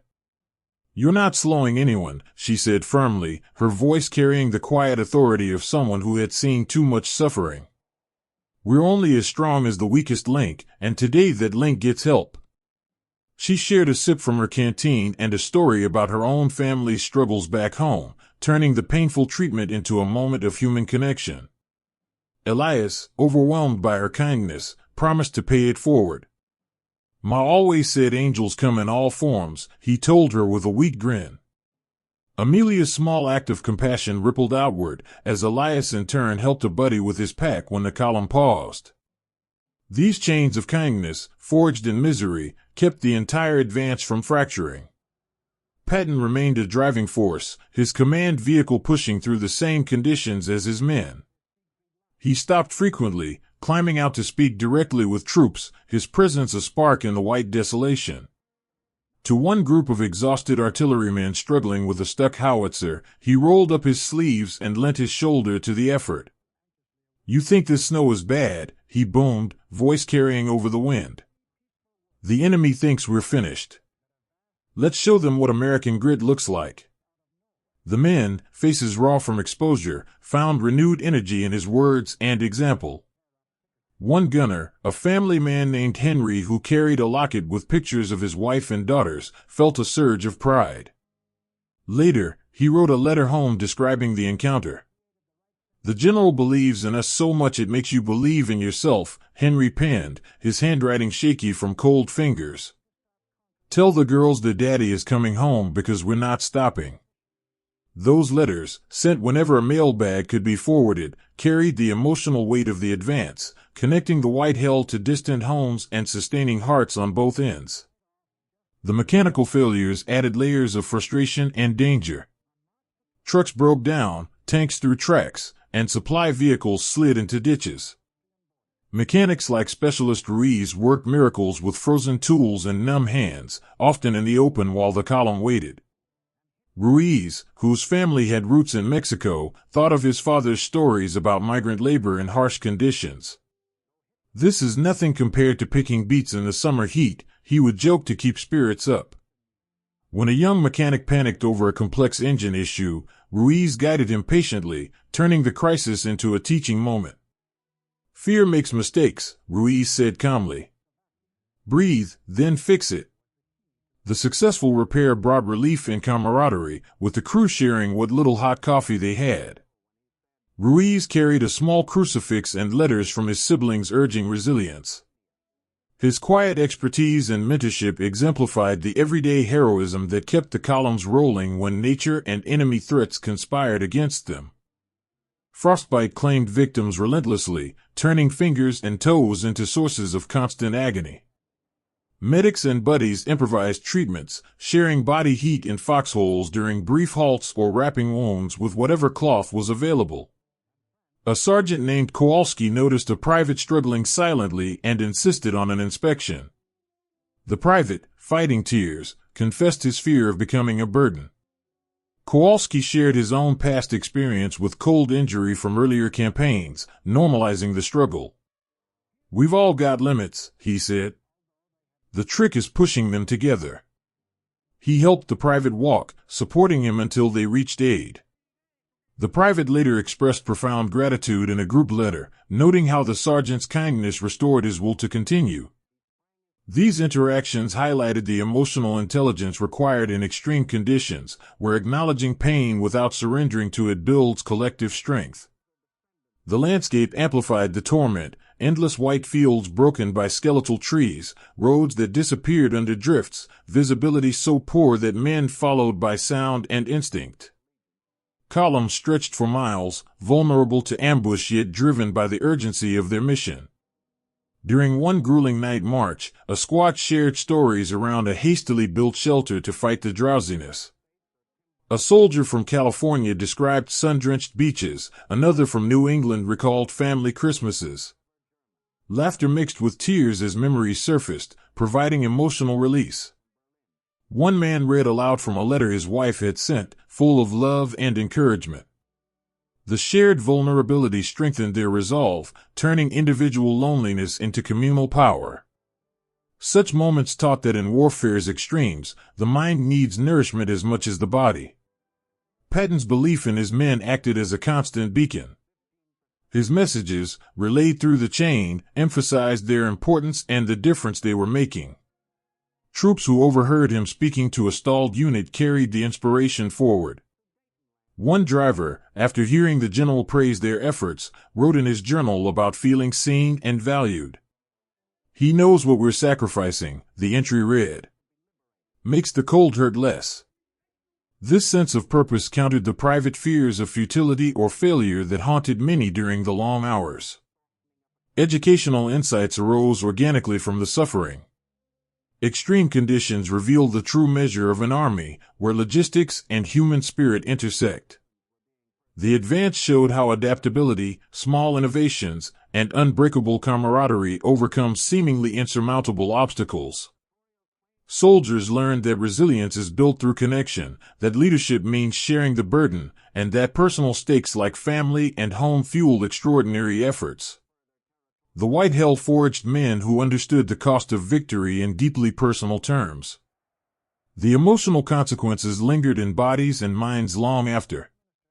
Frostbitten limbs healed slowly, nightmares of endless snow-haunted dreams, yet pride in the achievement endured. Letters sent during the march carried raw honesty and hope, strengthening family bonds across oceans. The human cost was undeniable, yet the quiet heroism and resilience produced a force ready for the battles ahead. Through the White Hell, the columns pressed on, a testament to the indomitable human will when united by purpose and compassion. What seemed impossible became reality through the accumulated efforts of thousands of determined souls. If these stories of endurance in the face of nature's fury and the human spirit's triumph have inspired you or moved you deeply, consider supporting the work that brings them to life. Leave a small tip on Ko-Fi, even as little as $1.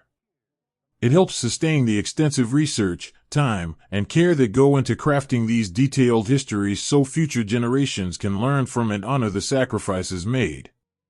Your contribution, no matter the size, keeps these powerful narratives alive and accessible.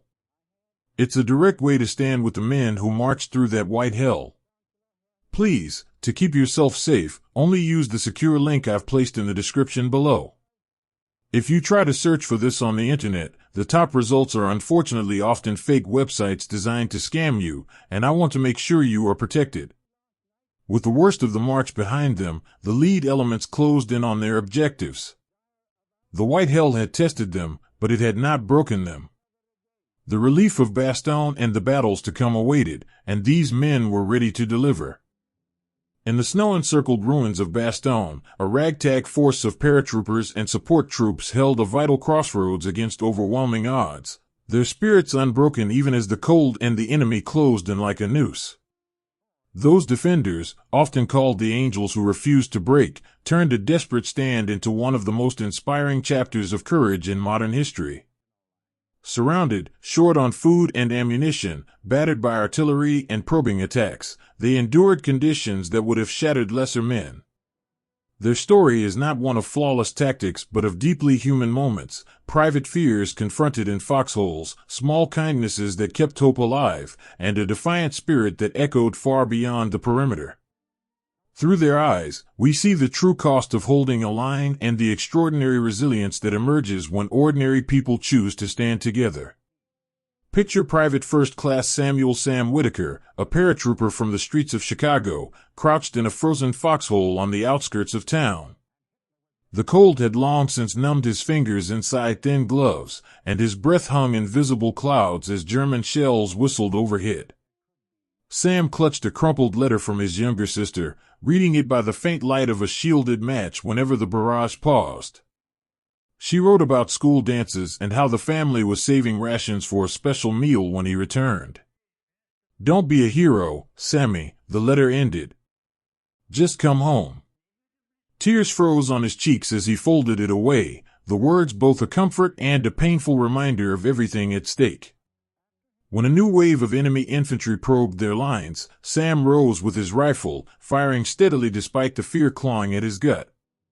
Beside him, his buddy Corporal Luis Ramirez, a farm kid from Texas, provided covering fire while shouting encouragement.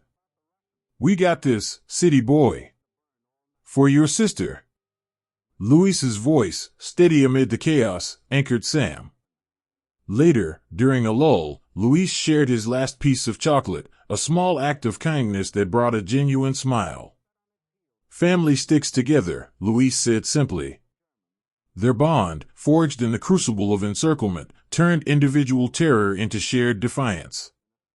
Sam later reflected in a brief journal entry how that chocolate and those words reminded him why they fought, not for glory but for the people and futures worth protecting.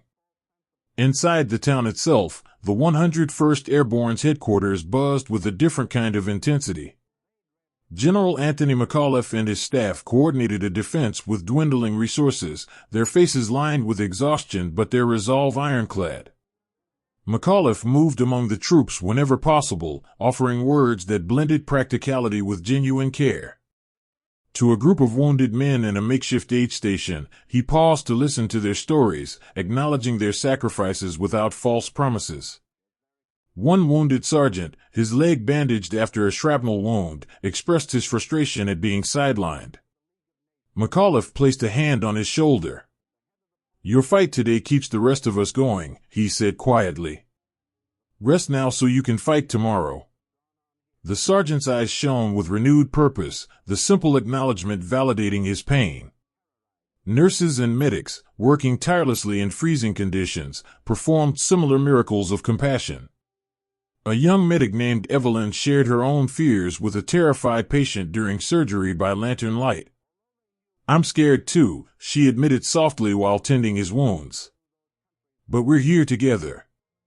Her honesty and steady hands calmed the soldier, turning a moment of agony into one of human connection.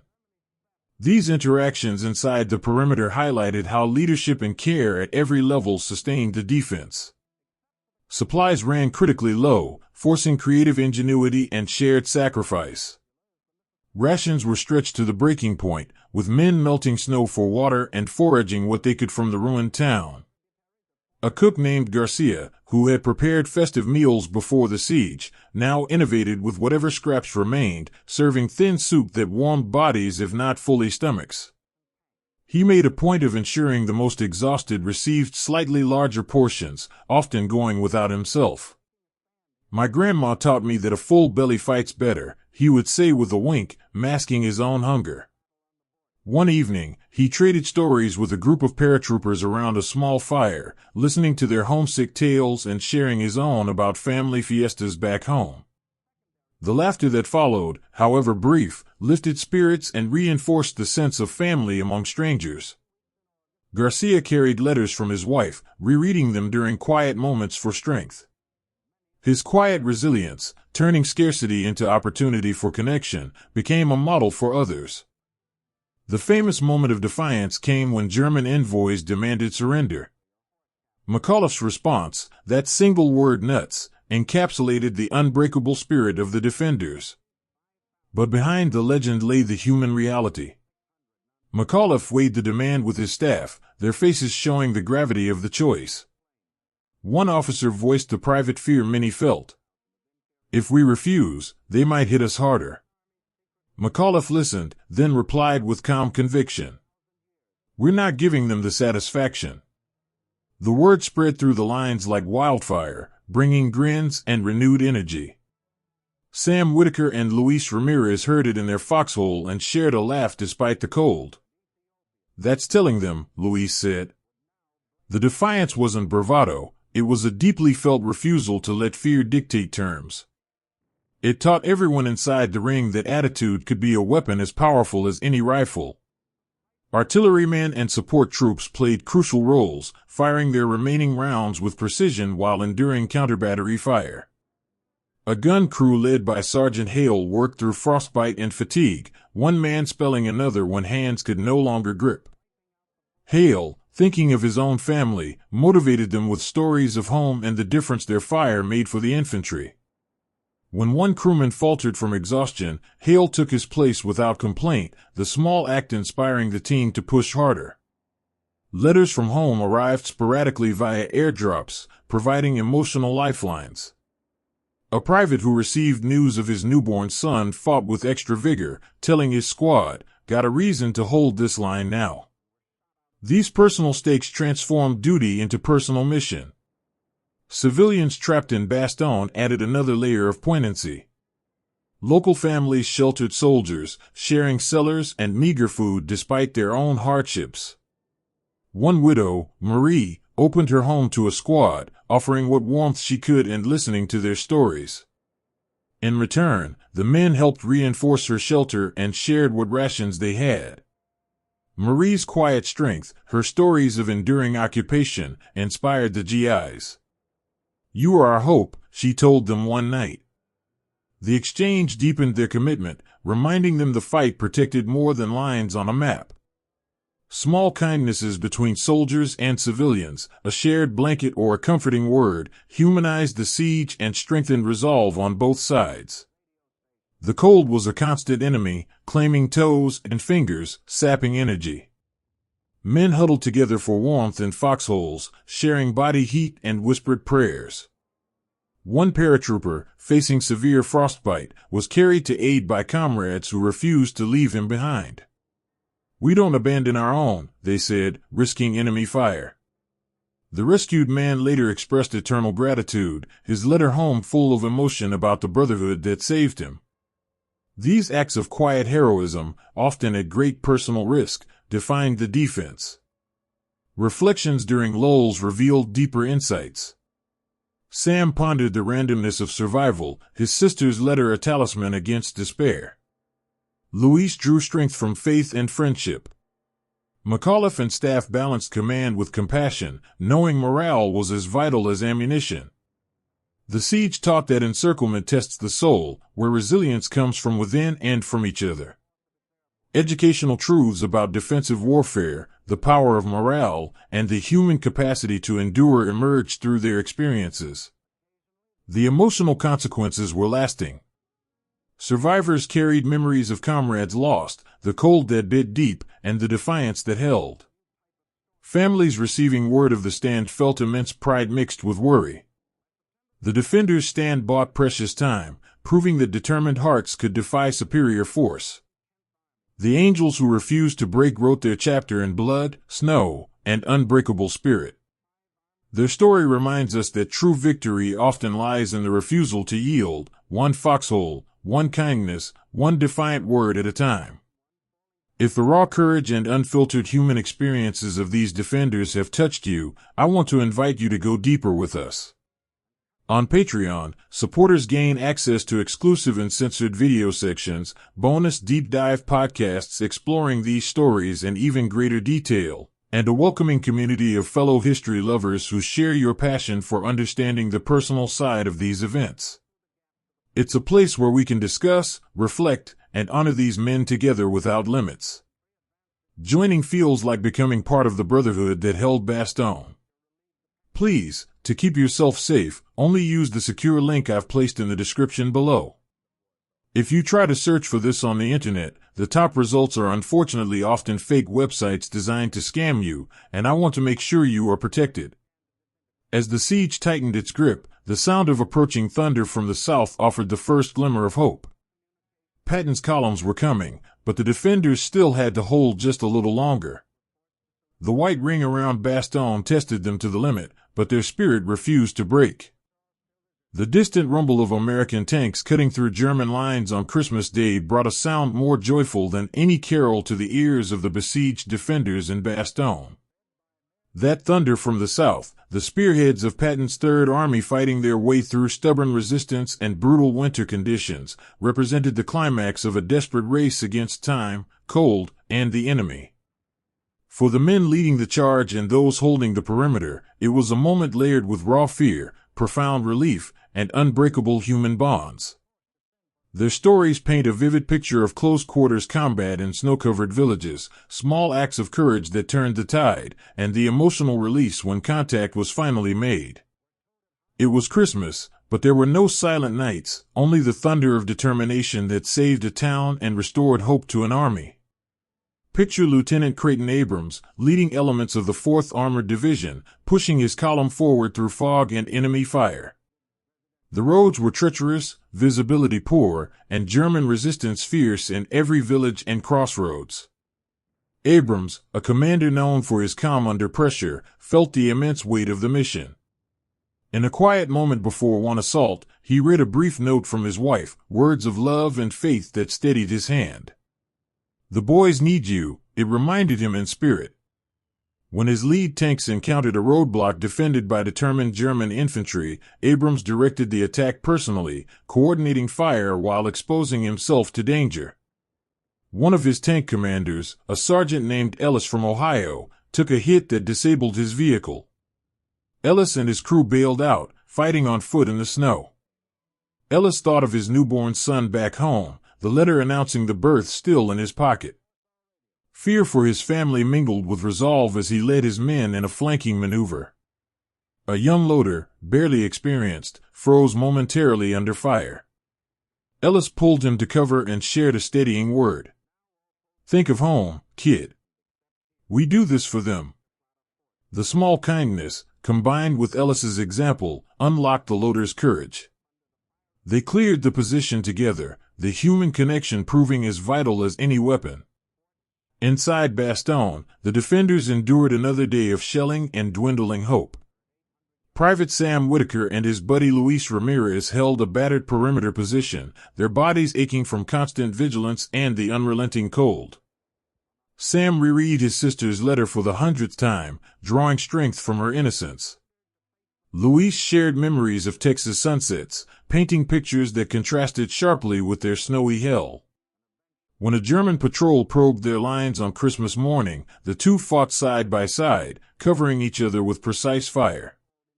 In a lull, they split a precious ration bar, a tiny act of sharing that reinforced their bond. "If we make it out," Luis said, "you're coming to the farm for real tamales." Sam laughed despite everything, the promise of future normalcy fueling their stand. Nearby, medics like Evelyn worked without rest, tending wounds by dim light. Evelyn comforted a dying soldier by holding his hand and listening to stories of his children.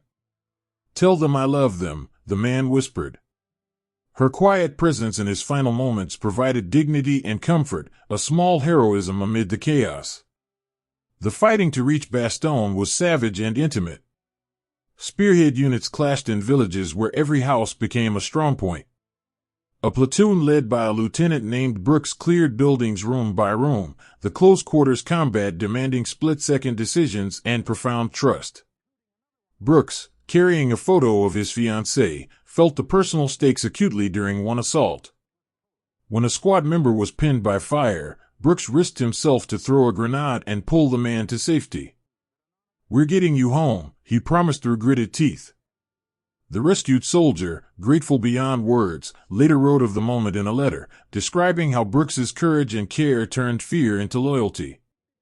These acts of everyday heroism, leaders endangering themselves for their men, defined the advance and built the momentum needed to break through. Christmas itself brought a surreal mix of battle and fleeting humanity. Some units paused briefly for prayers or shared what little they had. A chaplain moved among the columns, offering blessings and listening to confessions. One tanker confessed his private terror of never seeing his family again. The chaplain's compassionate response, sharing his own doubts and faith, provided emotional release. "God sees your heart," he said. "Keep fighting with it." The exchange strengthened the tankers' resolve as they rolled forward. Inside Bastogne, defenders marked the day with quiet defiance, singing carols between shell bursts.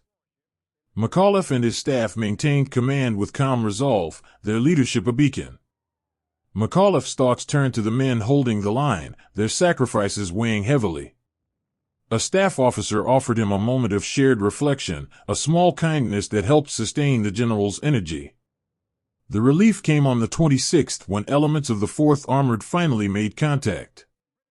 The first tanks broke through to the besieged town, greeted with cheers and tears from the defenders.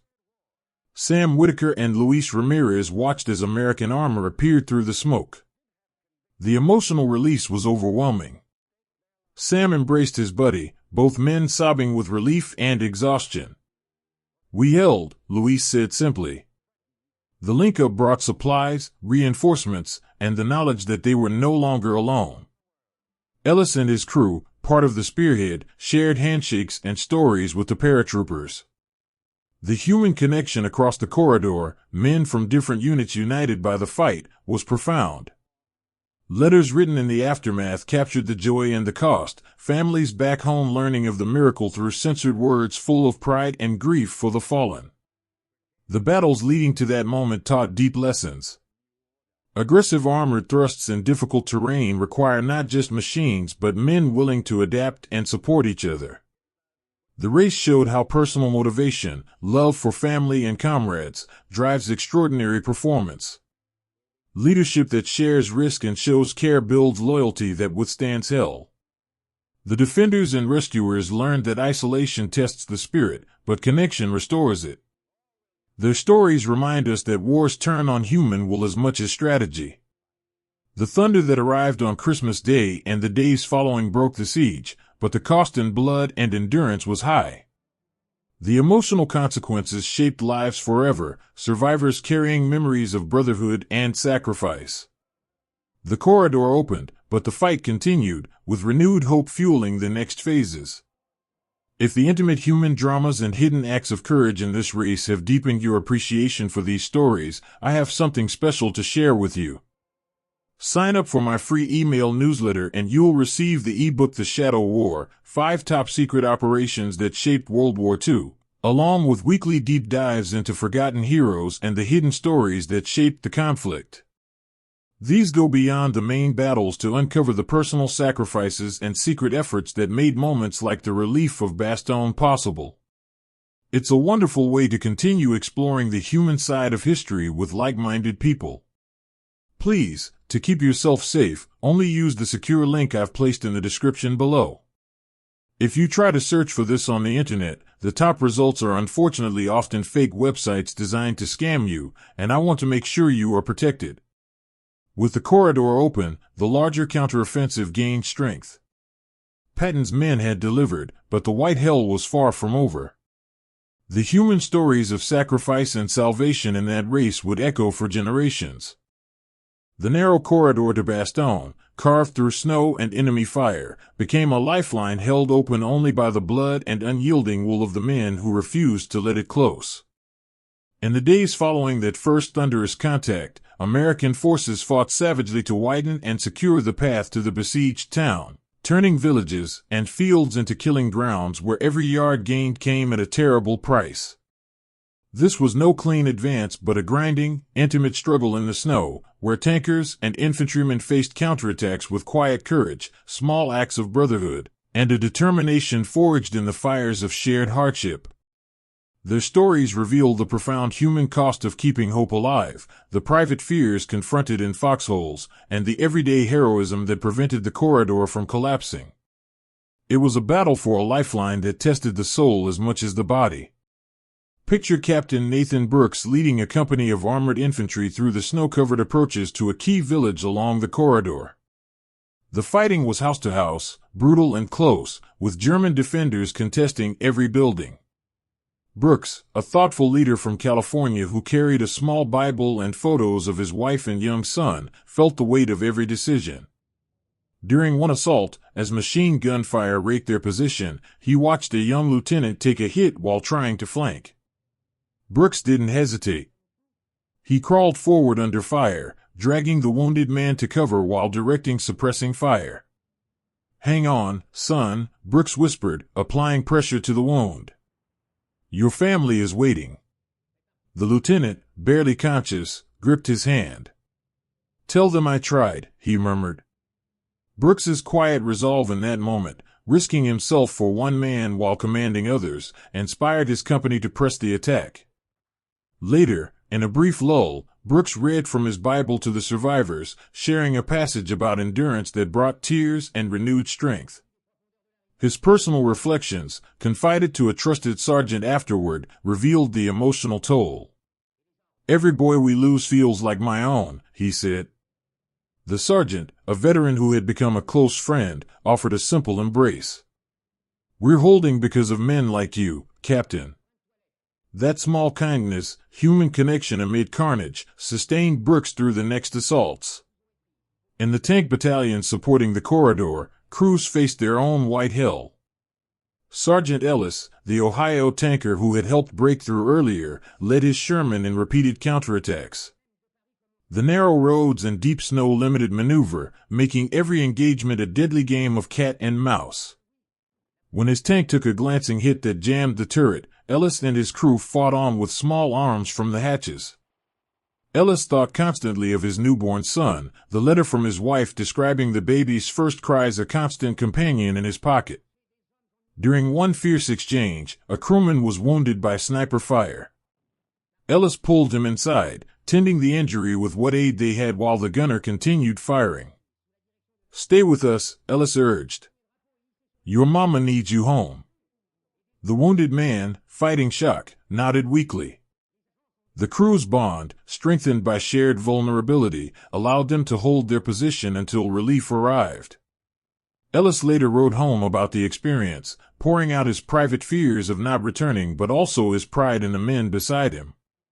These letters, carried through the chaos, connected the battlefield to distant hearts and gave purpose to the suffering. Infantry supporting the armor endured the worst of the close fighting in the villages. Private Ramirez and his friend Sam Whitaker, veterans of the Bastogne defense now pushing outward to widen the corridor, found themselves in a brutal skirmish around a cluster of farm buildings. Snow muffled sounds but not the screams of the wounded. When a German counterattack hit their position, the two men fought back to back, covering each other with disciplined fire. Ramirez took a grazing wound but refused evacuation. "Not leaving you, city boy," he told Sam through gritted teeth. Sam, binding the wound with a torn strip from his own scarf, felt a wave of gratitude and fear. "We get out of this together," he replied. Their friendship, tested in the blood and snow, exemplified the quiet resilience that held the line. In a quieter moment later, they shared a cigarette and memories of home, laughter mixing with tears. Ramirez carried a letter from his family urging faith. Reading it aloud to Sam reinforced their will. These personal exchanges, small kindnesses in hell, turned isolated fighters into an unbreakable team. The cost in lives weighed heavily on everyone. Medics worked under fire in exposed positions, performing triage with frozen hands. One medic, a woman named Evelyn who had become a pillar during the siege, continued her work as the corridor expanded. She comforted a dying tanker by singing a fragment of A Christmas Carol, holding his hand until the end. "You're going home now," she whispered. Her emotional intelligence, balancing professionalism with compassion, sustained the wounded and the healthy alike. Evelyn's private reflections, shared in letters to her own family, revealed the toll of witnessing so much loss. Yet she persisted, finding purpose in every life touched. Her story highlights how caregivers become unsung anchors in prolonged combat. Commanders like those leading the armored thrusts balanced aggression with care for their men. They visited forward positions, offering encouragement and listening to concerns. One colonel, known for his straightforward style, sat with exhausted troops around a small fire, sharing what little hot food was available. "You're the reason this corridor stays open," he told them. The simple acknowledgement boosted morale more than any medal. A young officer under his command, doubting his own leadership after losing men, received private counsel. "Doubt means you care," the colonel said. "Use it to fight smarter." The officer carried those words into the next fight, his quiet growth a testament to mentorship in crisis. These human interactions at all levels of command showed that effective leadership shares the emotional burden, fostering loyalty that withstands the bloodiest fights. The villages along the corridor bore witness to savage fighting. In one such hamlet, American forces cleared German positions amid civilian homes, trying to minimize harm while pressing the attack. A squad leader paused to help an elderly Belgian couple reach safety, carrying their belongings while his men provided cover. The couple's gratitude, expressed in tearful thanks and a shared prayer, reminded the soldiers of the broader stakes. For them, the squad leader said to his men, "The moment of humanity amid violence deepened their resolve." Educational insights flowed from such scenes. Holding a lifeline requires balancing offense with compassion. Small units win larger battles through initiative and brotherhood. And the human element often decides whether a corridor holds or collapses. Private fears surfaced in lulls. Men wrote letters they might not send, expressing love and regrets. One soldier confessed his terror of leaving his children fatherless. A buddy listened without judgment, offering solidarity. "We're all scared," he said. "That's why we fight for each other." Such conversations prevented isolation, turning personal dread into collective strength. The emotional consequences were real. Survivors carried scars, guilt for the fallen, and pride in the stand. Families receiving word of the fighting felt the anxiety and relief in equal measure. The narrow door, held with blood, widened enough to sustain Bastogne and enable further operations. The men who fought there proved that courage in defense can be as decisive as any offensive. Their stories teach that resilience is built on connection, that sacrifice has meaning when shared, and that even in the bloodiest fights, humanity persists. If the powerful tales of sacrifice and brotherhood along that corridor have moved you, I encourage you to explore authentic World War II memorabilia and classic films like Midway on Prime.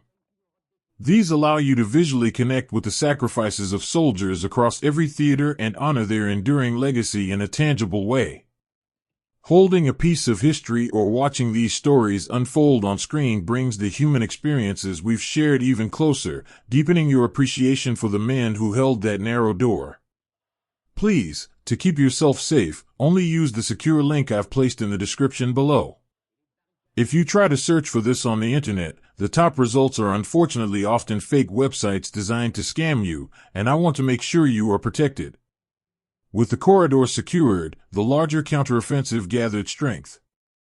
The blood spilled to hold that door had bought the Allies precious momentum, but the fight to clear the Bulge was far from over. The human stories of courage in those villages would inspire long after the snow melted. The clouds finally parted after days of gray oppression, and suddenly the skies remembered their power, unleashing a storm of Allied aircraft that turned German retreat into rout and restored hope to weary ground troops below. That moment when the weather broke over the Ardennes became a turning point not just in the battle but in the hearts of the men fighting it. For the soldiers on the ground, exhausted and bloodied from holding the line, the roar of friendly planes overhead was like a divine answer to their prayers. For the pilots who answered the call, it was a chance to strike back decisively after being grounded too long.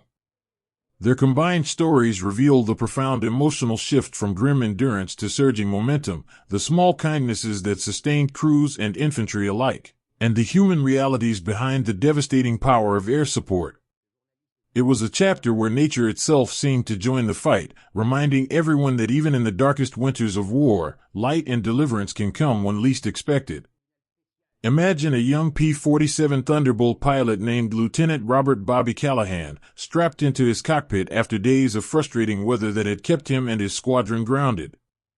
Bobby, a farm boy from Iowa who had dreamed of flying since watching Barnstormers as a child, felt the familiar mix of excitement and private fear as his plane taxied for takeoff. In his pocket was a letter from his sweetheart back home, describing their plans for after the war and urging him to stay safe. "The skies are clearing," she wrote. "Come back to me." As his formation climbed through the breaking clouds, the landscape below revealed the chaos of the battlefield, German columns exposed on roads, supply depots vulnerable, troops struggling in the snow. Bobby's heart raced with the responsibility.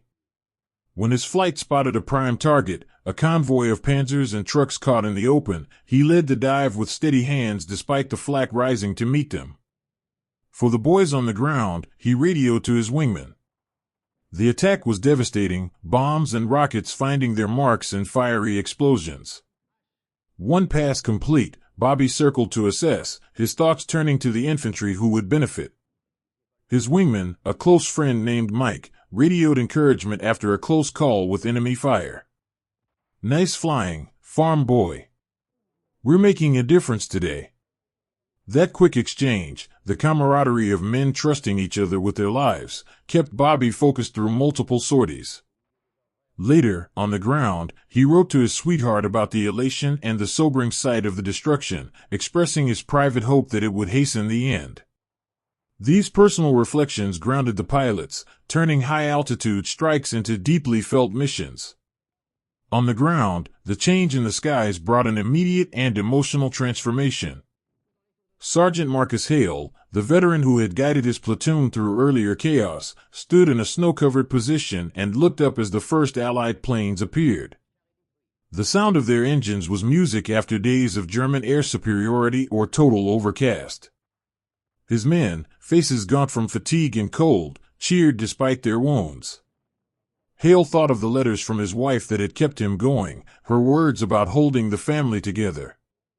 "The skies are with us now," he told his platoon, voice thick with emotion. One young private, who had been struggling with doubt after losing close friends, felt a surge of hope. Hale clapped him on the shoulder, sharing a rare smile. "Keep your head up, son. This is our turn." The small gesture of encouragement, combined with the visible air support, renewed the private's resilience. They pressed forward with fresh energy, coordinating with the planes to strike German positions that had pinned them down. Such moments of shared joy and renewed purpose illustrated how external change can unlock inner strength. The devastation from the air was merciless yet necessary. Pilots like Bobby and his squadron mates dove repeatedly, targeting anything that moved in the open. One flight caught a column of German armor attempting to reinforce failing lines. The explosions lit the snowy landscape, black smoke rising against the clearing sky. Ground observers, including tank crews under Sergeant Ellis, watched with a mix of awe and grim satisfaction. Ellis, the Ohio tanker with a newborn son waiting at home, radioed coordinates and cheered as planes responded. "That's for Bastogne," he said to his crew. His gunner, a man who had endured the worst of the winter march, felt tears of relief. They shared a moment of quiet reflection afterward, Ellis reading a snippet from his wife's letter about their baby's first smile. The crew's bond, strengthened by the turning tide, carried them into the next advance. These human connections in the wake of destruction highlighted the emotional complexity of war, where victory brings both elation and the sobering knowledge of lives lost on both sides. Infantry advancing under the protection of friendly air power experienced a profound shift in morale.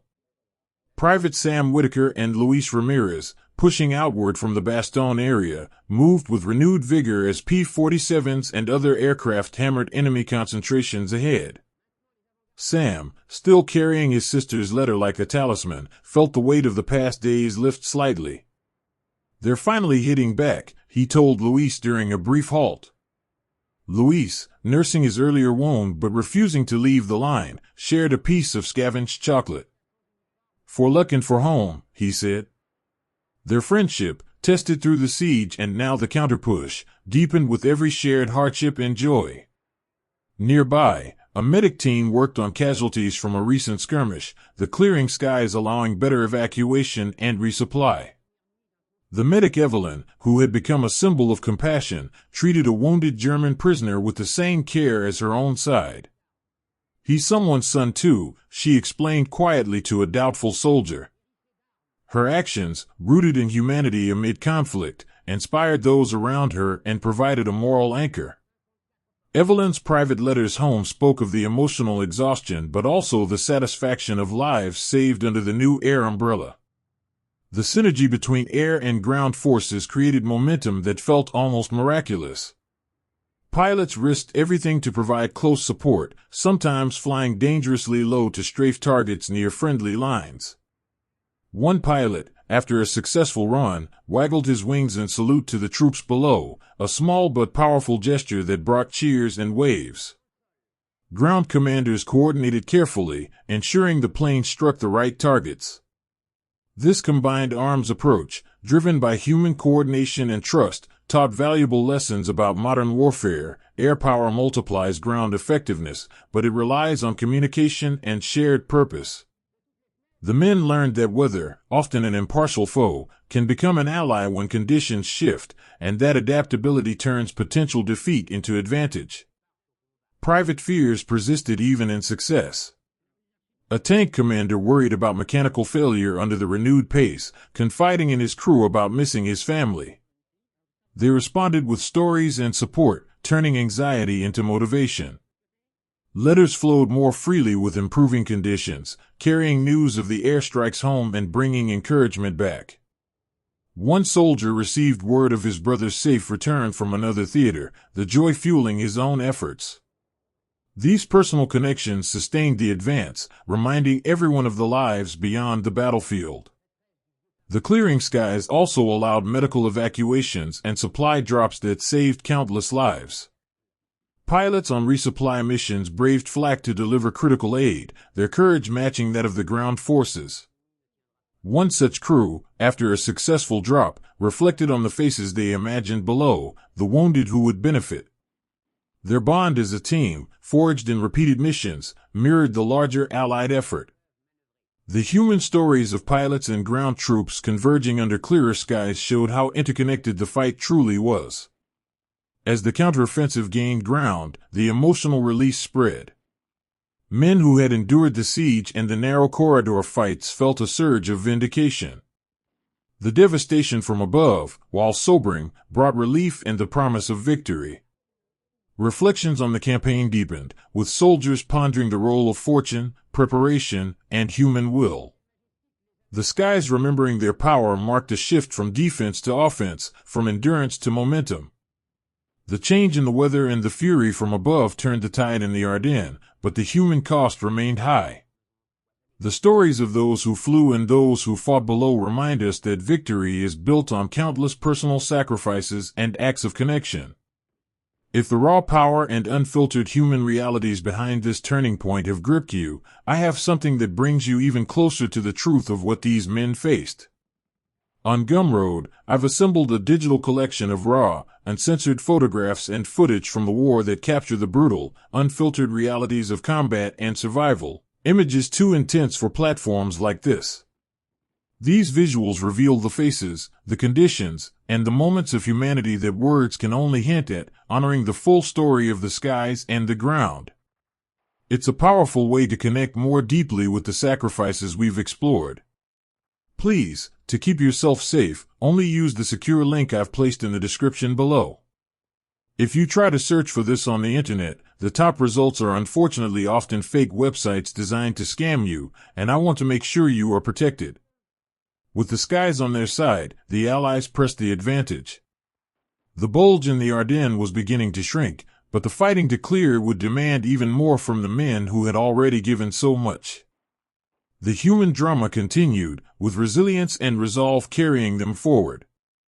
The snow lay thick and unforgiving across the shrinking bulge in the Ardennes, where exhausted Allied troops pushed forward inch by bloody inch to crush the last remnants of the German offensive, their bodies and spirits tested to the absolute limit in a slow, grinding campaign that demanded everything they had left. That final phase of the battle, the cold, methodical elimination of the salient, became a testament to human endurance at its most profound. No glorious charges or sudden breakthroughs here, but a brutal war of attrition fought in knee-deep snow, through minefields and ruined villages, where every advance came at the cost of frostbitten limbs, shattered nerves, and irreplaceable friends. The men on both sides, American soldiers pressing the attack and German forces fighting a desperate rearguard, carried private fears, clung to fading hopes, and found strength in small acts of kindness that kept them human amid the machine of war. Their stories reveal the true price of victory, the quiet resilience that turns exhaustion into achievement, and the emotional weight that lingers long after the guns fall silent. Imagine Sergeant Marcus Hale, the veteran from Chicago who had guided his platoon through the earlier chaos, leading his men through a snow-covered forest toward a German-held ridge.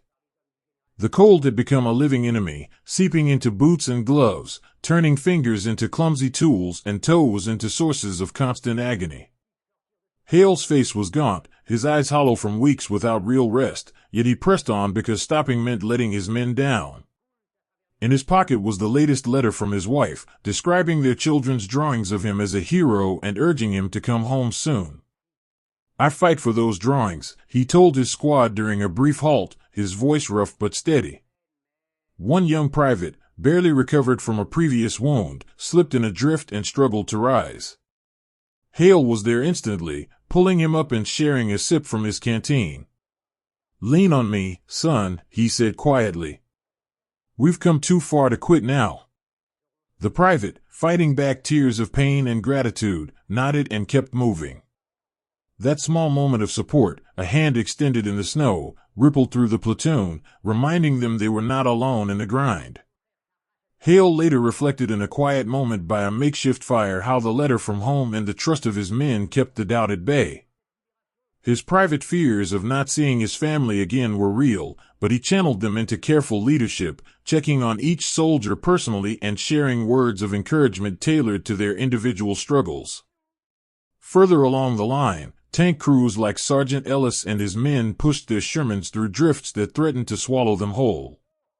The mechanical beasts groaned under the strain, tracks slipping on ice, engines overheating despite the freezing temperatures. Ellis, the father whose thoughts never strayed far from his newborn son, coordinated with infantry to clear paths through minefields. When one of his crew spotted a wounded infantryman lying exposed, Ellis halted the advance and sent men to retrieve him under covering fire. The rescued soldier, a kid from the south clutching a bloodied letter from his mother, gripped Ellis's hand weakly. "Thank you," he whispered. Ellis stayed with him until medics arrived, sharing a story about his own baby's first days to give the young man something to hold onto. "Fight for that letter," Ellis told him. The crew's decision to stop, risking their position for one man, exemplified the everyday heroism that defined the slow crush.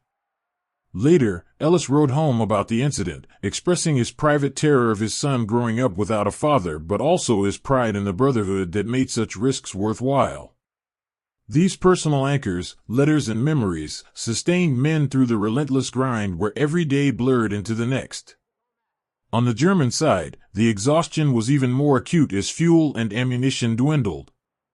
Young tankers and infantry, many conscripted in desperation, fought with a mix of fatalism and lingering duty. A German sergeant named Heinrich, a veteran who had seen too many winters of war, shared his last rations with a frightened recruit during a defensive stand. "We do what we can," Heinrich said gruffly, his own private doubts about the cause kept hidden. The recruit, barely more than a boy, found strength in the older man's steadiness. Such small kindnesses across enemy lines were rare, but on the American side, they multiplied as troops encountered surrendering Germans or wounded foes. Medics treated prisoners with the same care as their own, a quiet assertion of humanity in the midst of the crush. One American medic, Evelyn, tended to a German soldier with severe frostbite, speaking softly to calm him. "War makes enemies of us all," she murmured. "But pain is the same." Her compassion left an impression, reminding everyone that even in the slow death of the Bulge, decency endured. The terrain amplified the misery, deep snow concealing mines, ruined villages offering scant shelter, forests where visibility favored ambush. Infantry advanced warily, probing for traps while enduring sniper fire and artillery. A squad led by a lieutenant from New England cleared a hamlet house by house, the close fighting demanding trust and quick thinking. When one man was pinned by fire, his buddies laid down suppressing shots while the lieutenant crawled forward to pull him back. "We're getting you out," the lieutenant promised. The rescued soldier, overwhelmed, later expressed his gratitude by sharing his last clean socks with the squad. These reciprocal acts of kindness, born of scarcity and shared danger, built the resilience needed for the methodical advance. The lieutenant carried a letter from his parents urging perseverance, rereading it during halts for strength. His reflections on the cost of each house cleared deepened his appreciation for the men beside him. Commanders at all levels felt the strain of the slow pace. They balanced the need for pressure with concern for troop welfare, visiting forward positions to offer encouragement and listen to concerns. One colonel shared a meal of cold rations with exhausted soldiers, acknowledging their fatigue while reminding them of the bigger picture. "Every step we take shortens this fight," he said. The acknowledgement validated their suffering and renewed their efforts. A young officer doubting his decisions after losses received private counsel from a mentor. "The cold makes everything harder," the mentor said. "But caring about your men is what makes you effective." Such mentorship, quiet and personal, sustained leadership through the grind. The German shortages became more apparent as the Bulge shrank. Abandoned equipment littered the landscape, fuel-starved vehicles left behind. American troops, though weary, pressed the advantage with a mix of determination and pity for the broken enemy. One platoon encountered a group of surrendering Germans, offering them what aid they could. A soldier who had lost a close friend earlier found himself helping a wounded foe, an act that brought complicated emotions but also a sense of closure. Enough killing, he thought. These moments of humanity in the final phases highlighted the emotional complexity of ending a battle, where victory mixes with sorrow for all involved. Letters continued to flow, carrying hopes and fears across the miles. A private wrote to his wife about the endless snow and his dreams of spring. Another shared news of the shrinking Bulge with his children, promising stories upon return. These correspondences provided emotional sustenance, connecting the cold front to warm homes and giving purpose to the suffering. Families receiving them felt the anxiety and pride in equal measure, their support a silent force behind the advance. The slow crushing of the Bulge taught profound lessons. Attrition warfare reveals the limits of human and material resources, where persistence and small gains accumulate into decisive victory. Soldiers learned that resilience is sustained by brotherhood and purpose, that leadership means sharing hardship, and that even in exhaustion, compassion defines the best of us. The human cost, in lives and lasting scars, underscored the true price of restoring the line. As the salient disappeared and the original front was restored, the men who had fought through the cold, slow crush carried the experience with them. Their quiet heroism, small kindnesses, and unbreakable will had crushed the Bulge and paved the way for the final push into Germany. The emotional consequences would shape their lives forever, but so would the pride in what they had achieved together. If the stories of endurance and quiet sacrifice in this final grind have moved you or inspired you, consider leaving a small tip on Ko-Fi, as little as $1. Every contribution helps sustain the deep research, time, and dedication that go into bringing these powerful histories to life for future generations. It's a direct way to honor the men who crushed that Bulge through their blood, sweat, and spirit. Please, to keep yourself safe, only use the secure link I've placed in the description below. If you try to search for this on the internet, the top results are unfortunately often fake websites designed to scam you, and I want to make sure you are protected. With the Bulge eliminated, the Allies turned their eyes eastward. The human drama of the Ardennes was drawing to a close, but the lessons of resilience and the cost of victory would endure. Patton's race had succeeded, but at a price written in the snow and the hearts of those who fought it.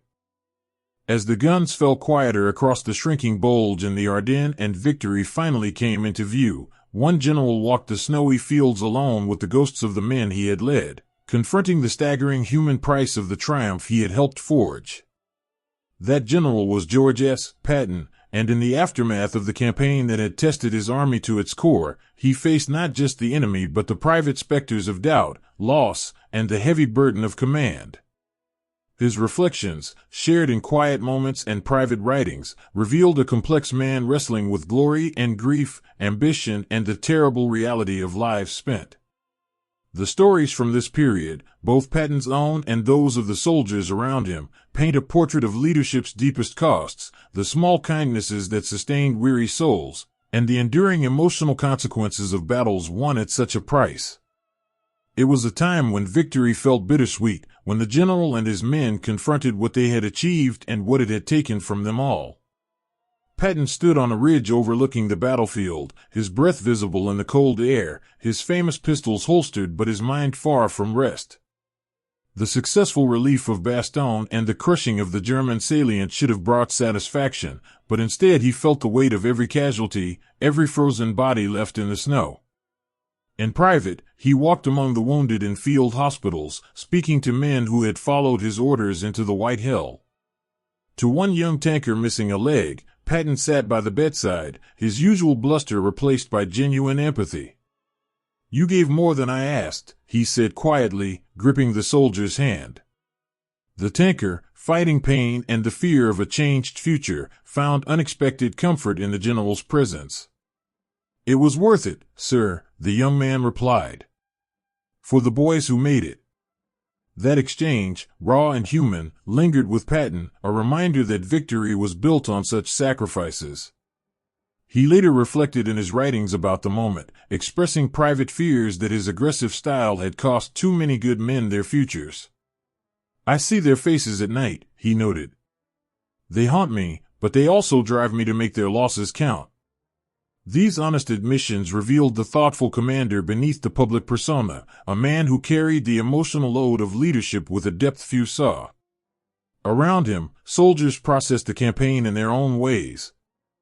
Sergeant Marcus Hale, the veteran who had led his platoon through the pivot and the fighting, gathered his surviving men for a moment of quiet reflection after their position was secured. They shared what little hot food was available, passing around a letter from one man's wife that spoke of home and hope. Hale spoke softly about the friends they had lost, acknowledging the grief without letting it paralyze them. "They fought beside us," he said. "We honor them by living and finishing this." One private, overwhelmed by survivor's guilt, broke down. Hale pulled him close, a rare display of physical comfort in a world of hard men. "We all carry ghosts," Hale told him. "Let them make you stronger." The small act of kindness, the willingness to share vulnerability, helped the private find his footing again. Hale's own letters home during this period revealed his private fears of becoming numb to the loss, but also his pride in the men's resilience. These personal writings, passed through censored channels, connected the battlefield to families and provided emotional release for those who wrote them. Patton's interactions with his staff and fellow commanders showed the human side of post-battle reckoning. In meetings to assess the campaign, he listened more than he spoke at times, acknowledging the contributions of others while grappling with the political maneuvering that followed success. Tensions with allies and superiors tested his patience, but he channeled frustration into advocacy for his men, ensuring they received recognition and rest where possible. To a trusted aide who had been with him through the worst, Patton confided his mixed feelings. "We won here," he said, voice heavy. "But at what cost to their souls?" The aide, a loyal figure who had become almost a confidant, offered a steadying word. "They followed you because they believe in you, General." That belief carried them through. The exchange, built on years of shared hardship, provided Patton with the perspective he needed to move forward. Such relationships, rooted in trust and mutual respect, sustained leaders through the emotional aftermath of battle. The wounded and the survivors carried the campaign in their bodies and minds. In field hospitals, nurses like Evelyn tended to men with frostbite, shrapnel wounds, and the invisible scars of prolonged combat. Evelyn sat with a young lieutenant who had lost his best friend in the fighting to widen the corridor. She listened as he poured out his grief, sharing her own experiences of loss to create a bridge of understanding. "The pain means you cared," she told him gently. "Honor that by healing." Her compassion, extended to American and captured German soldiers alike, brought dignity to the suffering. Evelyn's private reflections and letters to her family spoke of the emotional exhaustion but also the fulfillment of easing pain. These caregivers became silent heroes in the reckoning phase, their kindness helping men confront the ghosts of what they had seen and done. Patton visited these hospitals frequently, his presence a mix of inspiration and solemn acknowledgement. To a group of amputees, he spoke not of glory but of the futures they would build, his words tailored to lift rather than lecture. One soldier, inspired, later wrote home about the visit. "The general sees us as men, not statistics," the letter read. Patton's own private ghosts included the faces of those he could not save, the decisions that sent units into harm's way. He walked battlefields after the fighting, reflecting alone or with close aides on the human terrain of victory. These moments of contemplation, away from the spotlight, revealed a general deeply affected by the cost, using the reflections to fuel his drive for the next phase of the war. The campaign's success brought political realities that tested Patton further. Credit for the relief of Bastogne and the counteroffensive was shared and sometimes contested, leading to frustration he expressed in private writings. Yet he focused on his men, advocating for promotions and rest. In one instance, he personally ensured a deserving sergeant received recognition, sitting with the man to hear his story. The sergeant's gratitude and the shared moment of reflection strengthened Patton's resolve. Educational insights emerged from these experiences. Leadership after victory requires humility and care for the human cost. Political dimensions complicate military success, and personal reflection prevents the ghosts from overwhelming the living. Soldiers wrote letters home capturing the mixed emotions. One tanker described the pride in breaking the siege but the sorrow for fallen comrades. Another shared dreams of normalcy, of warm beds and family meals. These correspondences, filled with love and quiet resilience, bridged the gap between the battlefield and home, providing emotional sustenance for all involved. Families reading them felt the weight and the hope, their support a vital force in the reckoning. The general and his private ghosts navigated the aftermath with a complex mix of satisfaction and sorrow. Patton's drive remained, but tempered by the human realities he had witnessed. The men who served under him carried similar burdens and strengths, their quiet heroism in the slow phases of victory defining the campaign as much as the bold maneuvers. The emotional consequences shaped their post-war lives, influencing how they remembered the Ardennes and the bonds formed there. As the Bulge was fully eliminated, the Allies looked to the next horizon. Patton's reflections and the men's resilience set the tone for what lay ahead, a reminder that wars are won not just by armies but by individuals confronting their ghosts and choosing to move forward. If the intimate personal reckonings and hidden emotional depths of leaders and soldiers in the wake of battle have resonated with you, I invite you to join a community that explores these stories even further. On Patreon, you can access exclusive and censored video sections, bonus deep dive podcasts that go behind the scenes of these human experiences, and connect with a supportive group of fellow history lovers who share your passion for the personal side of these events. It's a space where we can reflect together on the ghosts that shape us all, honoring the full humanity of the past. Becoming part of that feels like extending the camaraderie of the Ardennes into our own time. Please, to keep yourself safe, only use the secure link I've placed in the description below. If you try to search for this on the internet, the top results are unfortunately often fake websites designed to scam you, and I want to make sure you are protected. With the campaign's immediate crisis past, Patton and his army turned toward new challenges. The private ghosts would remain, but so would the lessons of resilience and the pride in what they had accomplished together. The Ardennes had changed them all, and the road ahead would test that change in new ways. The race through the Ardennes didn't just save a town or restore a line on a map. It saved the momentum of an entire war, the unity of allies under strain, and the hope of millions that freedom might still prevail against the last desperate gamble of tyranny. In the end, Patton's audacious maneuver and the human effort behind it became far more than a brilliant tactical stroke. It stood as a testament to what determined people can achieve when pushed to their limits, a story of ordinary soldiers and an extraordinary general whose combined will turn potential catastrophe into one of history's most remarkable comebacks. As the Bulge was crushed and the Allies looked eastward once more, the true legacy of that race revealed itself in the lives saved, the morale restored, the lessons learned, and the enduring human spirit that refused to yield.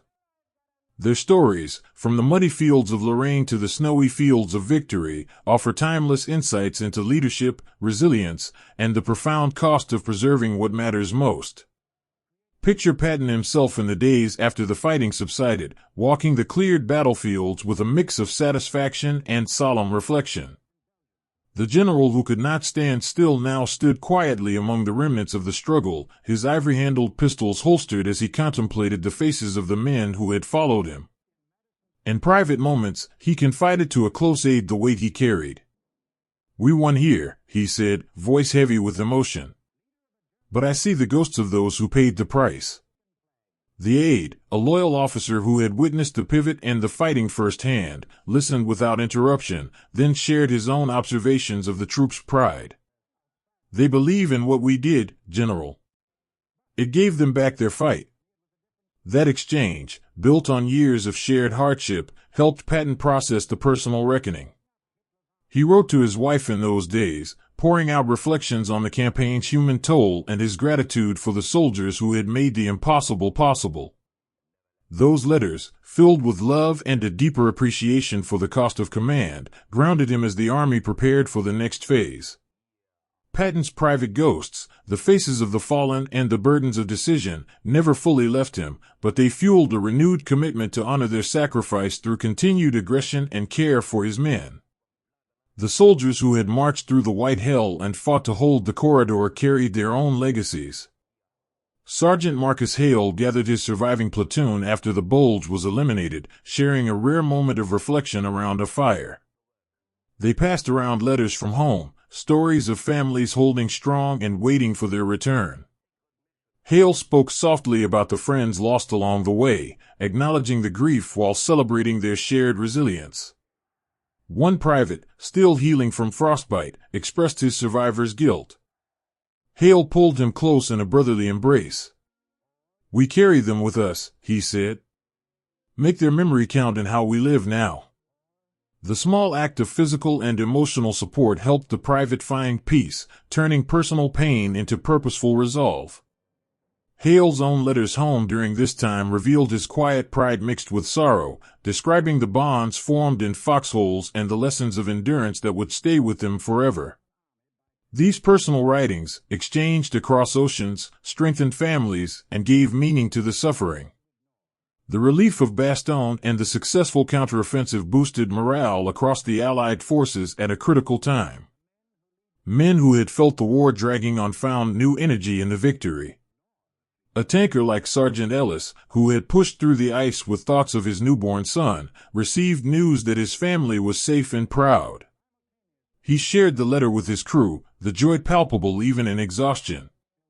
"We did this for them," Ellis said, his voice thick.